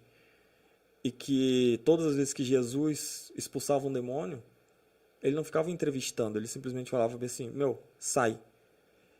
E quando ele dá poder para os seus discípulos, os discípulos vão, e quando eles voltam, ele fala assim, em teu nome, nós fizemos milagres e expulsamos demônio. Tá entendendo? Então, quando você bate uma convicção muito velha com o que a palavra diz, isso aconteceu muito dentro do seminário, você precisa ter a humildade de dizer, eu não sou Deus para ter a verdade. A verdade está aqui, está na palavra. E aí você quebrar sua convicção, o que é muito dolorido, até porque muitas das convicções que eu tinha foi ensinado pelo meu pai. Isso. Tá entendendo? Porque meu pai foi o meu pastor desde novo. Que é pior ainda, você quebrar uma convicção, tipo assim, de uma comunidade inteira, né? Tipo, eu tô indo contra tudo. Tudo que eu aprendi, o que meu pai me ensinou. E meu pai sempre foi muito estudioso. Então teve algumas coisas que eu olhava e falava assim, caraca, mano, não faz sentido, velho. Como que eu vou voltar lá e falar que agora eu... Exatamente. Então, tipo assim, então essas duas coisas aí, uma foi marcante porque você espera, né, uma ajuda e aí fica marcado pelo menos para mim. Agora que eu sou pastor, eu sei que um seminarista, seja lá o ano que ele tiver, cara, o que ele precisa de apoio pastoral, entendeu? Você não vai bater na cadeira. Não vou bater na cadeira. Eu vou bater nele depois. Entendeu, mano? 1h15 de pregação. Mas na cadeira eu não vou bater, eu vou deixar ele pregar. Tá entendendo? E pronto, e depois eu dou o feedback. Mas a outra questão é, Nilber, abre a mente. Tem muita coisa que você acredita que não é exatamente como você acredita. A palavra de Deus fala diferente. Tá entendendo? Então, isso foi no primeiro ano. E essa parada de crenças versus o que a palavra de Deus realmente fala, eu acho que é um negócio assim que vai até o fim das nossas vidas, né? É um negócio que sempre vai existindo. Porque assim, acho que ainda hoje, beleza, esse daí você já passou. Mas a gente deve ter crenças que a gente acredita ainda, que foram pregadas na igreja, mas são crenças que não é exatamente o que Deus estava falando ali, a palavra, né? Só que ainda não foram reveladas pra gente, né? Porque a gente vai passando os anos, assim, as gerações vão mudando, e aí, né, acho que algumas revelações vão vindo, né? Esse é o sentimento que eu tenho, assim, de ver, há 10 anos atrás a gente não tinha essa revelação desse texto, hoje a gente já tem. E daqui 10 anos, de outros textos, a gente vai ter outras revelações, né? Teremos outras revelações. Falar, poxa, eu sempre olhei para esse texto aqui e achava que era isso, mas eu acho que agora é isso aqui. Eu acho que a questão assim, de revelação do texto, acho que é porque antes uma informação chegava muito tardio para a gente. Pô, você queria fazer uma pregação e entender aquele texto melhor, você tinha que pegar uns livrão, né, de alguém que pesquisou. A grande maioria da literatura boa estava tudo em inglês, tá entendendo? Ou em inglês ou em espanhol. Então você tinha pouca literatura em português. Hoje, até mesmo a literatura em inglês, você tem softwares aí para você ler. Aí, você olha assim, mano, não entendo nada de inglês. Você joga no Google Tradutor e tá lindo, tá entendendo? Aí você lê, você tem acesso mais rápido a informações de gente que estuda mais do que a gente. A questão é essa. Você ter humildade de olhar e falar bem assim, cara, tem gente que sabe mais do que eu. Eu não tenho como olhar pro D.A. Carson e falar bem assim, pô, mano, eu não vou respeitar o cara. Ele sabe mais do que eu. Então eu tenho que olhar para o que ele está falando daquele texto e ver se realmente é coerente com o que eu estou vendo com o texto, né? Lógico que você tem que julgar o que você está lendo. Tem um filtro ali você também. Tem que ter um filtro também. Mas eu acho que a questão maior era a dificuldade de informações chegar para a gente, que a gente tem mais fácil hoje. Por isso que talvez textos que antes a gente tentava tirar da cabeça o que Deus estava querendo falar com aquilo, só faltava um conhecimento de alguém que passou muito tempo estudando história do Novo Testamento, e aí você olha e fala bem assim, cara, Jesus não estava querendo dizer isso. Ele estava querendo dizer isso outro, porque esse era o contexto que ele pregou. Tá entendendo? Esse tipo de coisa transforma. Sim. O texto, você olha e fala bem assim, nesse contexto aqui, faz todo sentido Jesus falar isso. Tá entendendo? Coisa que se você pega esse mesmo texto sem o contexto nenhum, você fala bem assim, mano, então, isso daqui pode ser isso, você vai colocando o que você quer ali naquele texto. Eu acho que essa é a maior diferença que a gente tem hoje. E talvez Sinceramente, talvez é por isso que eu aprendi tanta coisa com meu pai, que muitas vezes hoje eu olho e falo assim, cara, talvez não seja isso. Porque os recursos que meu pai tinha em 1992, 1994, tá entendendo? E meu pai tinha muito livro, hein? Ele tinha muito livro, muito comentário. Mas perto do que eu tenho hoje, num clique, é nada. Não tem nem comparação. Não tem comparação.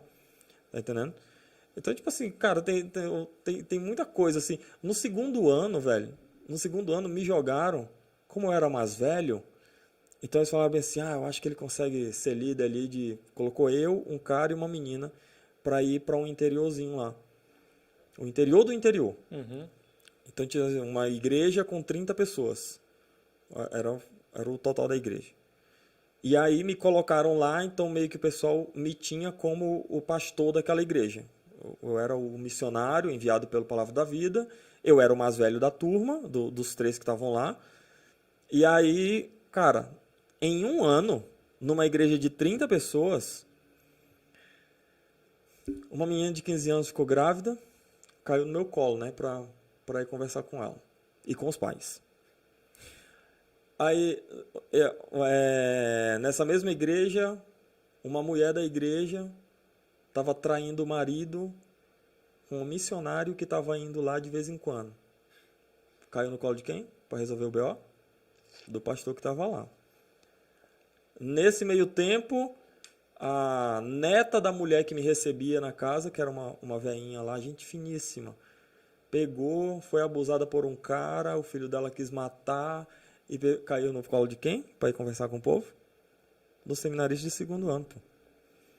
Então, tipo assim, mano, eles não têm pena, não. Mas também eles não sabem o BO que vai dar, né? Eles só colocam você pra ir lá pregar. Só que você, quando tá lá, você é o pastor da igreja. Você é exposto, né? Você é exposto a isso e o pessoal tá esperando isso de você. Então, tipo assim, isso pra mim foi muito marcante, porque eu falei, cara, como é que pode? Numa igreja de 30 membros, aqui eu tenho traição, parece uma igreja de 4 mil membros, pô.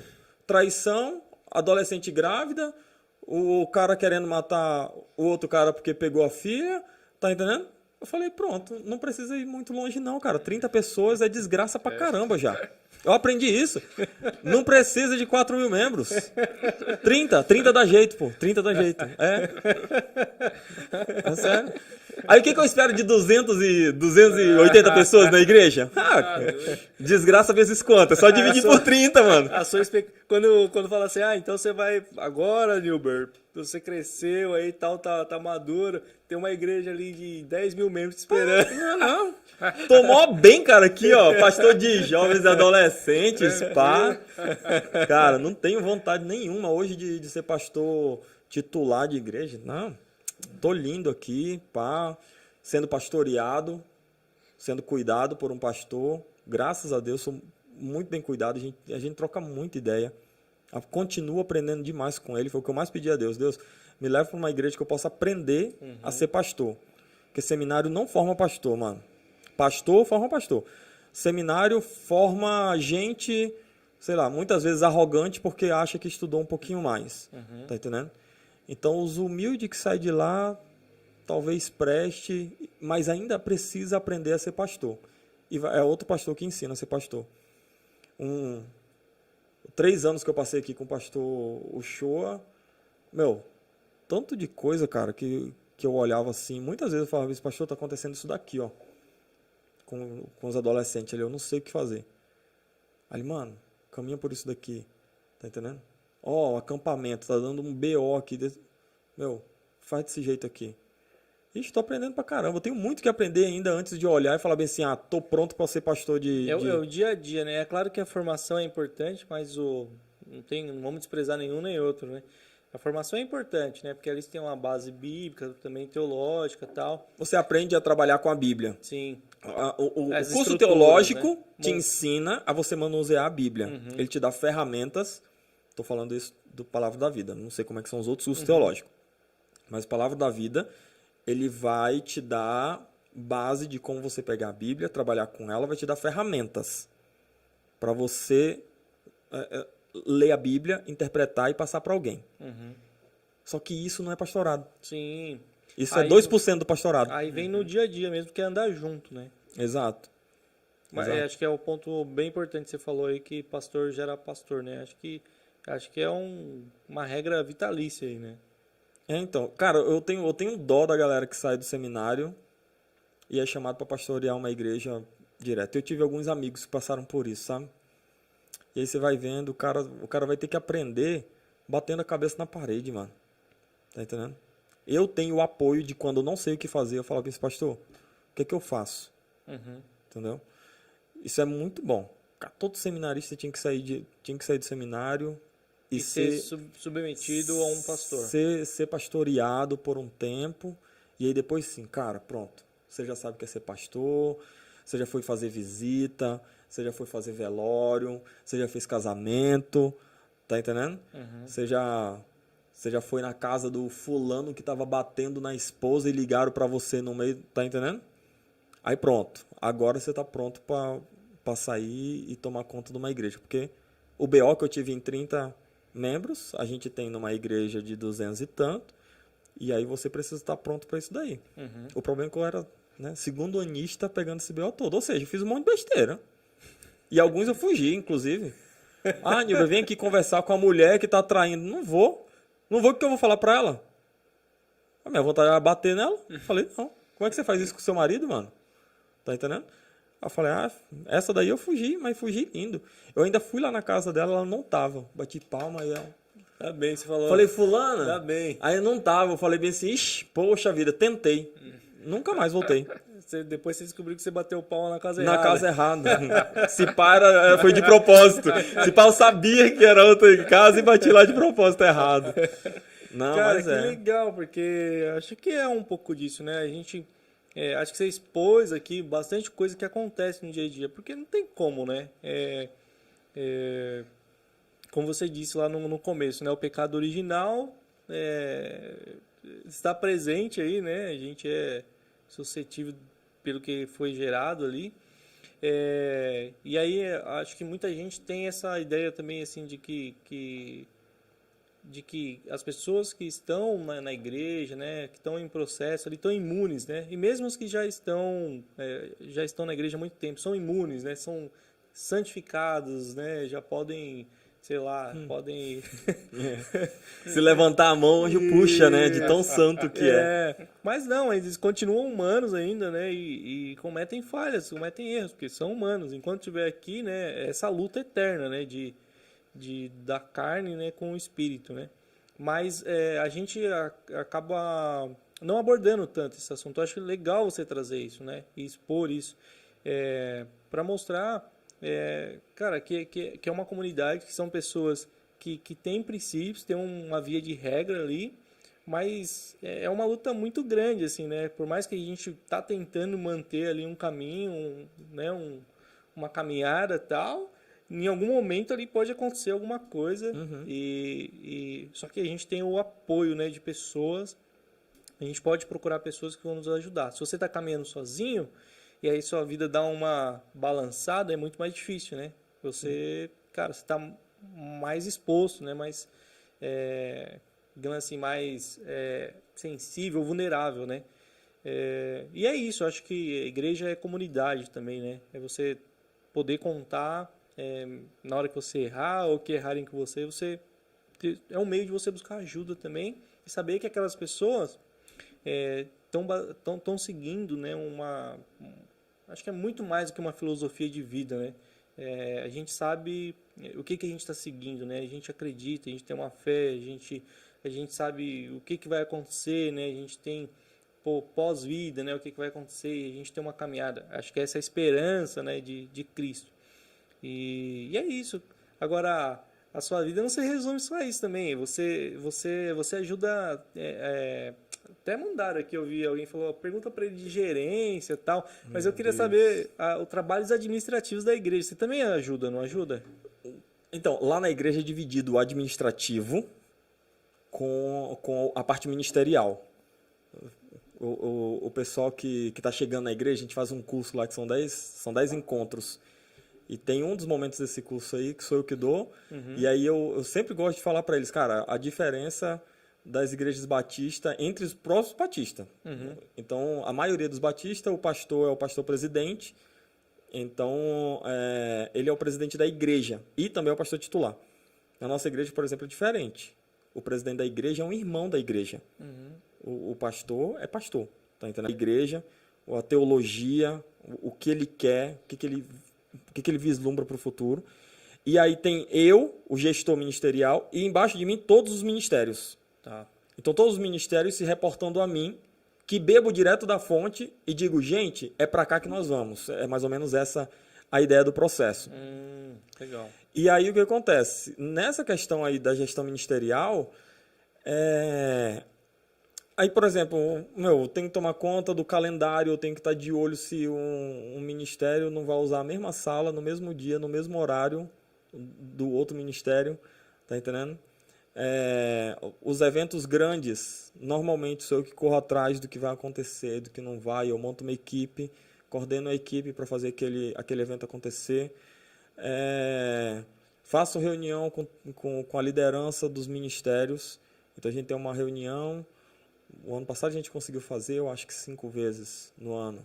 O ideal é que fosse de 2 em 2 meses. A gente se reúne e aí a gente vai de novo mostrar a visão, mostrar o que a gente quer, para onde que a igreja está caminhando, mostrar resultado dos ministérios, montar ministério novo, um ministério que está passando por dificuldade. Ele pode chegar comigo e falar, mano, estou precisando disso daqui. Ou um líder de ministério que não está aguentando mais, ele pega e vai pedir arrego. Mano, não consigo mais. Aí ele vem, conversa comigo, aí ele pega, sai, eu tenho que procurar um outro cara para colocar no lugar, aí caminha junto com o cara, para fazer o cara pegar o jeito daquele ministério. Então, o ano passado a gente começou a caminhar dessa forma. Aí, a princípio, eu fiz um monte de mudança, assim, né? Todos os ministérios agora tem que ter 2 líderes. Porque se um espanar, um ficar doente, um morrer... depois de pandemia, qualquer coisa você pensa em morte. Entendeu? Você não está muito novo e nem muito velho para morrer. Você está vivo. Covid está aí. Entendeu? Então, a gente pegou e fez o quê? Cara, todos os ministérios vão ter dois líderes. E aí, esses 2 líderes têm que caminhar como se fosse um só. Lógico, dos 2 tem um que é o líder. O outro é o co-líder. Mas eles 2 têm que caminhar de uma forma que se o líder pegar e falar assim, vou tirar férias, pode ir, filhão. Porque o co-líder sabe exatamente o que tem que acontecer. Ele sabe fazer a roda andar. Tá entendendo? E se por um acaso falhar e não tiver nenhum dos 2, aí é o Nilber que vai pegar e vai liderar aquilo dali até trazer um líder de volta e colocar e aí deixar caminhando, entendeu? Ministério novo que surge na igreja, aí eu tenho que pegar... treinar a liderança, mostrar como é que vai ser feito, então, tipo assim, é muito trabalho pequenininho, um monte de coisa picotada, que quando você vai ver, pronto, foi embora a semana todinha, você no WhatsApp, resolvendo picuinha. Picuinha, eu digo nem de problema interpessoal, eu digo de coisinha. Nilber, poxa, nosso ministério está precisando dos bloquinhos. Aí eu... fala com a fulano de tal, tem que falar com a tesouraria. Então, fico fazendo esse... intercâmbio. Sabe? Eu fico facilitador. Eu sou facilitador. Entendi. Eu passei isso para eles, para os líderes de ministério. Eu falei, olha só, vocês têm que entender que o gestor ministerial não é o patrão de vocês. Na realidade... Não é o patrão e nem o secretário. E nem o secretário. Eu sou o cara que vai ajudar vocês na dificuldade para fazer o negócio funcionar. Pode desabafar que eles estão assistindo. Eles já ouviram isso. Tá entendendo? E não foi só uma vez. Então, tipo, no dia que eu fui apresentado como gestor ministerial, eu falei isso para eles. Eu falei, o meu papel não é mandar em vocês. Não, você que tá assistindo aí fica pedindo pro bloquinho, pro Nilber... Pelo amor de Deus, né, irmão? Fala direto com a tesoureira, mano. Nem fala com a tesoureira, vai lá e faz uma doação, compra o bloquinho e já Pelo traz amor de pronto. Deus, cara. Oh, passa ali Deus. no bazar ali, XPTO, e compra o bloquinho. Mas mano, aí, cara, esse negócio de gerência aí, depois que eu entrei, aí acabou o tempo. Então, acho que você também, né, Rogério? Você pega um pouquinho disso aqui, né? Sim, Lidera os jovens, tem a parte administrativa.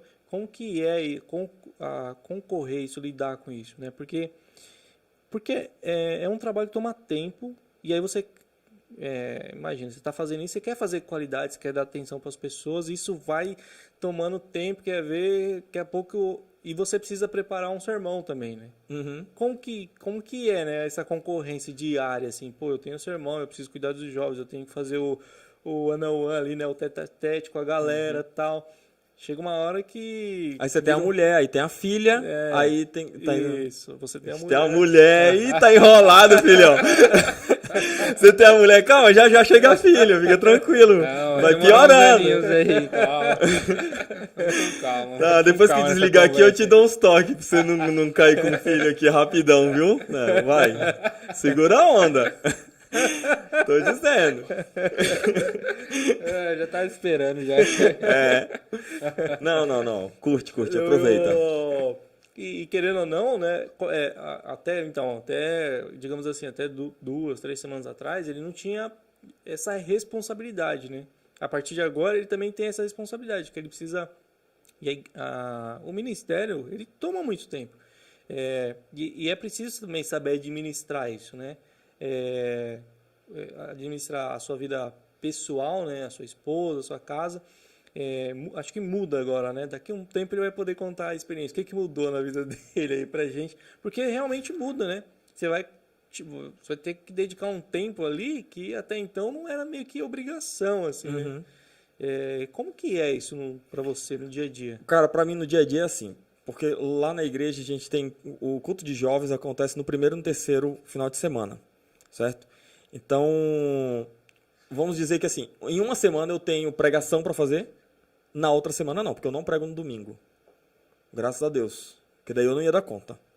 Então, é tanto que agora, quando o pastor saiu de férias, o ano passado eu fiz gerência, eu continuei gerenciando e tomei todas as coisas do pastor, o show nas costas. Todas as responsabilidades. Terminou as férias dele, eu estava esgotado, eu queria morrer. Aí eu coloquei lá a gente tem uma parede lá com coisinha lá, e tem lá escrito lá. Aí tem lá escrito assim, ó, lições aprendidas. Aí eu coloquei lá, quando o show sair de férias, diminuir a carga de gerência e ser apenas pastor. Uhum. Tá entendendo? Esse ano, mas com tanto de mensagem, eu falei assim, calma, cara, fica tranquilo. Sexta-feira eu entro em contato contigo.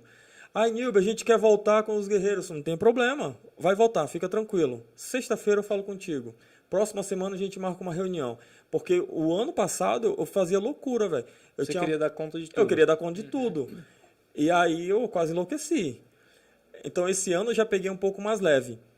Mas o meu normal é, um final de semana eu tenho pregação, na outra semana eu não tenho. Então a semana que eu não tenho, normalmente eu tento correr com as coisas que são mais da gerência, né? Uhum. Dos ministérios. E na outra semana eu tento concorrer as duas coisas, mas dando uma prioridade para o que eu vou pregar. Então, por exemplo, próxima semana eu prego. Então, próxima semana eu vou tentar dar uma segurada, mas eu já tenho reunião marcada. Afinal de contas, eu tenho um monte de coisa atrasada. Né? Não, eu tenho um monte de coisa atrasada também que eu preciso dar conta, mas que atrasou de propósito. Eu falei, eu não vou me matar dessa vez. Entendeu? Até porque eu tenho minha mulher, eu tenho minha vida pessoal também, que eu preciso cuidar. Né? Eu tenho meu ministério familiar, que, enfim, eu não posso descuidar e que muitas vezes eu descuido. E graças a Deus a minha esposa olha e fala bem assim, amor, cadê? E eu? E a sua filha? Como é que tá? Tá entendendo? Então, eu tento fazer dessa forma. Mas só que o problema é que eu gosto tanto do que eu faço, que daí muitas vezes a minha mulher tem que me brecar mesmo. Porque senão eu passo 3 horários na igreja. Que foi quase o que eu fiz hoje. Hoje de manhã eu fui trabalhar, à tarde eu recebi um casal lá em casa. Aí eu já ia sair para a igreja, a Priscila falou bem assim, amor, não, você só vai pregar, a pregação tá pronta? Tá. Então vai para lá 7 horas. Eu consegui passar 1h30 com a minha filha. Tá entendendo? Porque senão eu já ia para a igreja, ia começar a tocar as coisas já para adiantar da próxima semana, ia pregar e ia vir para cá. Então se deixar, mano, se não me brecar, aí eu vou entrando de cabeça. Então, graças a Deus, minha mulher, ela de vez em quando dá umas brecadas, assim. Usada por Deus. Para eu não ter um AVC. Exatamente. Para eu não ter um AVC. E como que foi essa experiência, né? Porque assim, beleza, você tá ali cuidando dos jovens, cuidando da gerência, e aí, uma vez por ano, pelo menos, você tem essa experiência de estar como pastor titular, né? Ou tocando as mesmas funções dele ali. Como que é essa virada de chave? Porque aí, no dia a dia, você tá lidando com uma galera, tá um pouco mais jovem, de repente, cara, você tem uma outra expectativa, um outro público que você precisa alimentar com a palavra, que precisa preparar um sermão um pouco mais salgado, né? Muda a forma, tal. Como que é lidar com esses dois públicos, digamos assim? Então, para mim o ano passado foi ruim. Uhum. Esse ano para mim foi bem mais tranquilo. Porque esse ano eu falei bem assim, cara, esquece isso daqui. Vou fazendo anotações que eu preciso fazer. Então a minha planilha do que eu preciso fazer tem bastante coisa. Mas eu tentei focar nas minhas pregações. As reuniões que eu fazia eram as reuniões que eu realmente precisava fazer. E atendimento também, assim, para quem precisa de atendimento, porque aí eu pego todos os atendimentos que, por um acaso, o pastor faria. Uhum. Só que a grande maioria do pessoal quer ser atendido mesmo pelo pastor. Tá entendendo? Sim. Então é um ou outro perrengue que você pega assim. Então, na realidade, quando o pastor viaja, o meu foco se transforma muito na pregação. Porque eu gosto muito da pregação do pastor Uchoa. Eu acho que ele é muito competente, mesmo. Então, eu não tenho como simplesmente levar qualquer coisa. Uhum. Tá entendendo?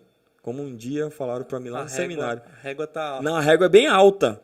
Teve uma vez lá no seminário que eu cheguei lá e o pastor lá da congregação falou bem assim, ei, vai ter um culto ali na casa da senhora lá, um culto de ação de graça.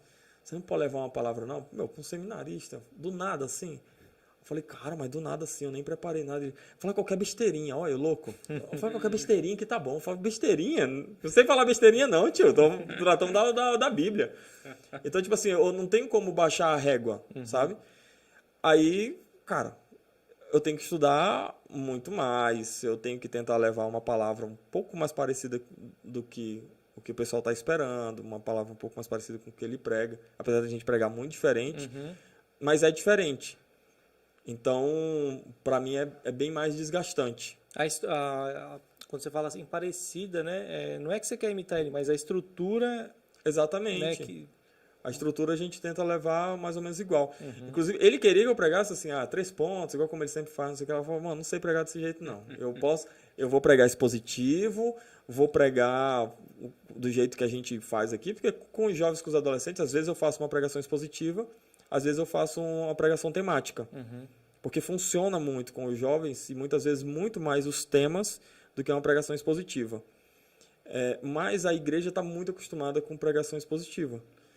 Então, agora, quando o pastor saiu, eu falei assim, mano, vou pregar parábolas do reino. Então, eu expus 3 textos, cada um com um tema sobre o reino. Mas eu fiz exposição de texto, não fiquei pingando na Bíblia. Tá entendendo? E com os jovens, às vezes, eu consigo fazer um tipo, às vezes eu consigo fazer um outro e tal. E para mim, pregação expositiva demanda muito mais de eu ficar lendo comentários, tentando tirar ali alguma coisa, pensando nas aplicações, do que você pegar um tema. Porque do tema, normalmente, você já vem com a aplicação pronta. Aí você vai buscar ali alguns textos que dentro do contexto te dê uma base para aquela aplicação que você quer trazer. É mais tranquilo para mim. Sim. Entendeu? Então, na realidade, eu tento virar essa chave. E estar pronto a qualquer momento para fazer velório. Toda vez que o pastor sai, eu tenho que fazer velório. Toda vez. É sério, toda vez. Rapaz. Eu não sei o que acontece. O pastor já sabe. A igreja já sabe. O pastor viajou. Quem tá com o pessoal meio ruim assim já olha e fala bem assim, mano. Pastor viajou. Ixi, deu ruim. Tá entendendo? Toda vez. E aí pronto, você tem que estar pronto, né? Pra fazer um velório a qualquer momento. Aí pra isso daí você não pode desligar o celular. E tem isso também, né? Você fica de plantonista ali, né? 24 horas. Agora eu vou tentar mudar. Eu conversei com a minha mulher, eu falei, mano, chegar em casa, eu já fiz essa experiência há um tempo, cara, e foi muito bom. Fica a dica aí pro recém-casado. você ter horário para você atender celular, atender o WhatsApp. E eu sei que dá aquela coceirinha de você pegar e resolver na hora. Só que a pessoa não vai morrer de você responder no outro dia, 8 horas da manhã. Entendeu? Então... Horário comercial, das 8 às 10 da noite, é isso? Não, na realidade, quando eu fiz da outra vez, quando dava 9 horas, meu celular entrava no modo noturno. E aí todas as mensagens que chegavam no WhatsApp, eu já não via mais a notificação.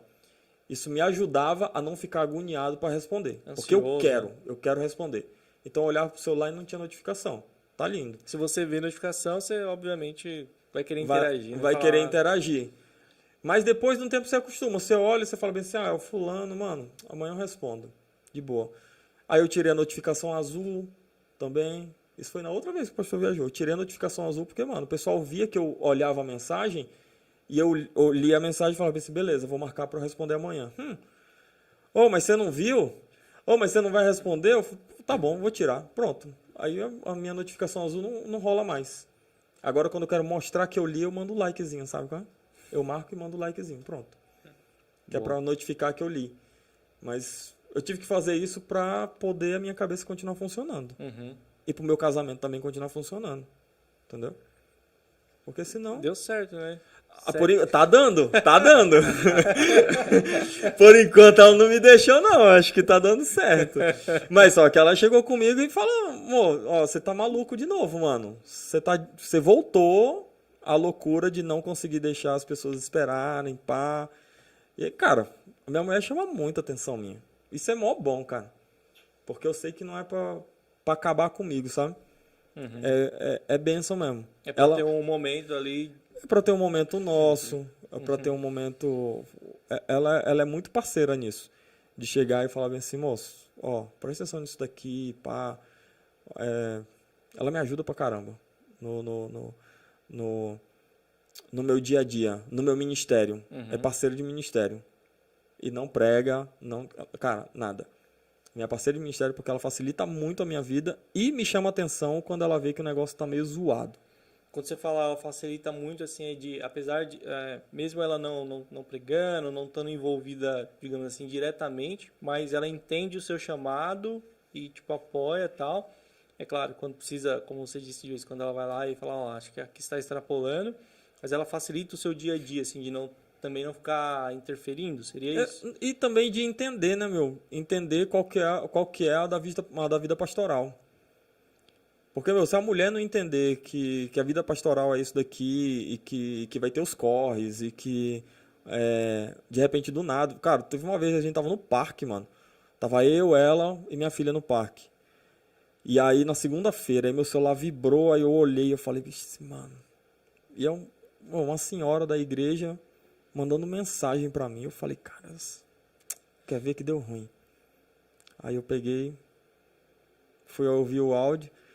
não, porque minha irmã faleceu, não sei o que lá, não tem como você me dar uma palavra. Eu falei, amor, partiu. Saí do parque e bora embora. Então, tipo assim, ela puxa a minha orelha quando ela vê que eu tô extrapolando, mas ela totalmente entende os momentos que eu não posso dizer não. Tá entendendo? E ela me ajuda muito a perceber, isso daqui dava pra você ter falado não. Agora você já falou sim, mas dava pra você ter falado não. Tá entendendo? Esse outro aqui, você não pode falar não, corre lá. É o teu trampo. É o teu chamado. Tá entendendo? Vai. Então, isso daí facilita demais. Ela não é aquela esposa, eu quero o meu tempo só pra mim, você nunca vai poder sair, não sei o que lá. Não, cara. Tem momento que ela entende. Tem momento que ela fala bem assim, filho, acorda que a sua vida não é só a igreja, não. Isso daí facilita muito. Sim. Facilita muito. Sem dúvida. Uma palavra que o nosso ex-pastor, né, lá de Jacareí, falou para ela. Quando eu resolvi ir pro seminário. Aí ele olhou para ela e falou assim, olha só, uma mulher que não atrapalha o pastor ajuda tanto no ministério que você não tem ideia. Isso foi a palavra dele para ela. E assim, ela tem sido a mão na roda. Mão na roda. Muito bom. Acho que é isso, né? Caminhar junto é isso aí, um apoiar o outro, facilitar a vida também, né? Sim. Muito bom. E aí, Rogério? Muito bom, hein? Boas Muitas risadas. experiências, boa risada. Descobrimos aí qual era o motivo que ele escolheu lutar contra Deus. Rendeu demais aqui. Ô, Gilber, deixa pra gente um nome aí, quem que você acha que a gente poderia trazer aqui? Boa. Nossa. Nossa, Na lata, o cara podia ter mandado uma mensagem, né? Ô, Nilber, você vai Tá ter bem que... preparado já. Não tem essa não. Aqui não Rapaz. tem combinadinho, não. Rapaz, alguém que dá pra vocês trazer aqui... Não, o cara fala assim, não, eu não confio em ninguém. Vou colocar meu nome Na fogueira. na A fogueira. gente vai cortar e vai mandar esse trecho pro Ó, e professor. os membros estão tudo ouvindo lá o que você vai falar. Rapaz, uma pessoa pra vocês trazerem aqui... Se tu falasse pelo menos, ó, um nesse... Não, mas, ó, se tem um cara que eu acho que daria uma boa conversa, o pastor Uchoa, apesar, né? O pastor Uchoa seria um cara, assim, que daria uma ótima conversa. O problema é que ele não é muito noturno. Mas para uma coisa ou outra, eu sei que ele viria... Uma exceção. Uma exceção ele abriria e viria de boa. Daria uma boa conversa sobre... vida, sobre teologia, sobre o que você puxar com ele ali, que ele é muito espontâneo. É engraçado trabalhar com esse homem. Legal. Eu acho que ele seria um cara de Batista de Santo André. Bruno Fregnani. Estudou comigo no seminário, ele era um ano antes de mim. E assim... ele tem muita história, cara. Ele é filho de missionário, trabalhava na Cracolândia, que ele nasceu no meio dos drogadaços, cara. Assim, a história de vida dele é power de louco, assim, de da hora, sabe? E agora eu tenho o chamado dele, missionário, tá se preparando para sair fora também. Então, é um cara que dá boas histórias e que dá vontade de ouvir as histórias e os pensamentos dele. Gosto demais, é um bom amigo. Legal, muito bom. Aí, ó. É, já Fazer tem o dois. corte e mandar pra eles. É isso. Foi indicado aqui, agora é só vir. Aí, André, ele não te indicou de novo, tá? Aí a dica. E, Gesiel, não vai ter segunda parte, hein? Nossa! Vocês indicaram ele aqui, o cara nem lembrou de vocês. Olha aí, ó. Olha Eu não sabia só. que podia indicar os caras que já passaram, né? Ó, não tava escrito. Tá vendo? Se eu tivesse mandado mensagem, eu ia falar, pode ser alguém que já foi. Livre, agradecer sua presença aqui, acho que foi muito bom, Muito a gente bom. aprendeu demais aqui. Eu, particularmente, a gente está se conhecendo hoje aqui, né? Sim. Acho que foi muito bom, assim, a interação, sua história de vida, acho que não dá para contar tudo também em tão pouco tempo, né? Mas deu para ver assim, que você é uma pessoa divertidíssima, né? Um cara comprometido aí com a igreja, né? Com a causa de Cristo. E para mim foi uma honra, Rogério. O que você curtiu ou não? Demais, você é doido, aprendendo demais aqui com as experiências, né? Com a forma de trabalhar, é sempre bom a gente ver outras visões, ver formas diferentes de trabalhar, de lidar, ainda mais com esse público de jovens e adolescentes, e foi muito bom mesmo. Muito bom, e eu espero que você, que fica pedindo bloquinho pro Nilber, não faça mais isso. Mandaram até aqui, ó, eu preciso de marca-página. Meu Deus. Jaqueline Feitosa. Jaque, olha A só. Jaque, ó. Esse casal aqui estão causando com você. Não, hein? eles causam mesmo. É os bodes da ovelha, sabe, do aprisco. Tem um monte de ovelha, mas tem uns bodes lá Se no esses meio. aqui, se esses aqui for aquela uma ovelhinha que foge, você nem vai atrás. Então. Não, vai lá, valeu. Olha aí, Jaque, é isso. Cheiro. Fica o feedback aí. E agradecer então aí, pessoal, agradecer a participação aí de todos. Deus abençoe a sua vida, Deus continue prosperando o seu ministério e que a sua esposa tenha um parto aí abençoado. Normal, se Deus quiser. Já está próximo aí também, que é Laila? Laila. Laila, seja muito bem-vinda aí, com Deus abençoe, com muita Amém. Saúde e toda a sua família, tá bom? Amém. É Muito isso. obrigado aí pelo tempo. Foi muito bom conhecer vocês. Sei demais. E tamo junto, se precisar, eu tô morando aqui do lado. Pô. Qualquer agora coisa, aí, ó. se você já tem meu telefone, qualquer coisa, dá um toque. Bom, Maravilha. quando tiver precisando de bloquinho, eu vou mandar mensagem. Ô, Nilber, tem uns bloquinhos aí sobrando, não? Pessoal, fiquem com Deus, um Deus abraço, abençoe. até mais. aí.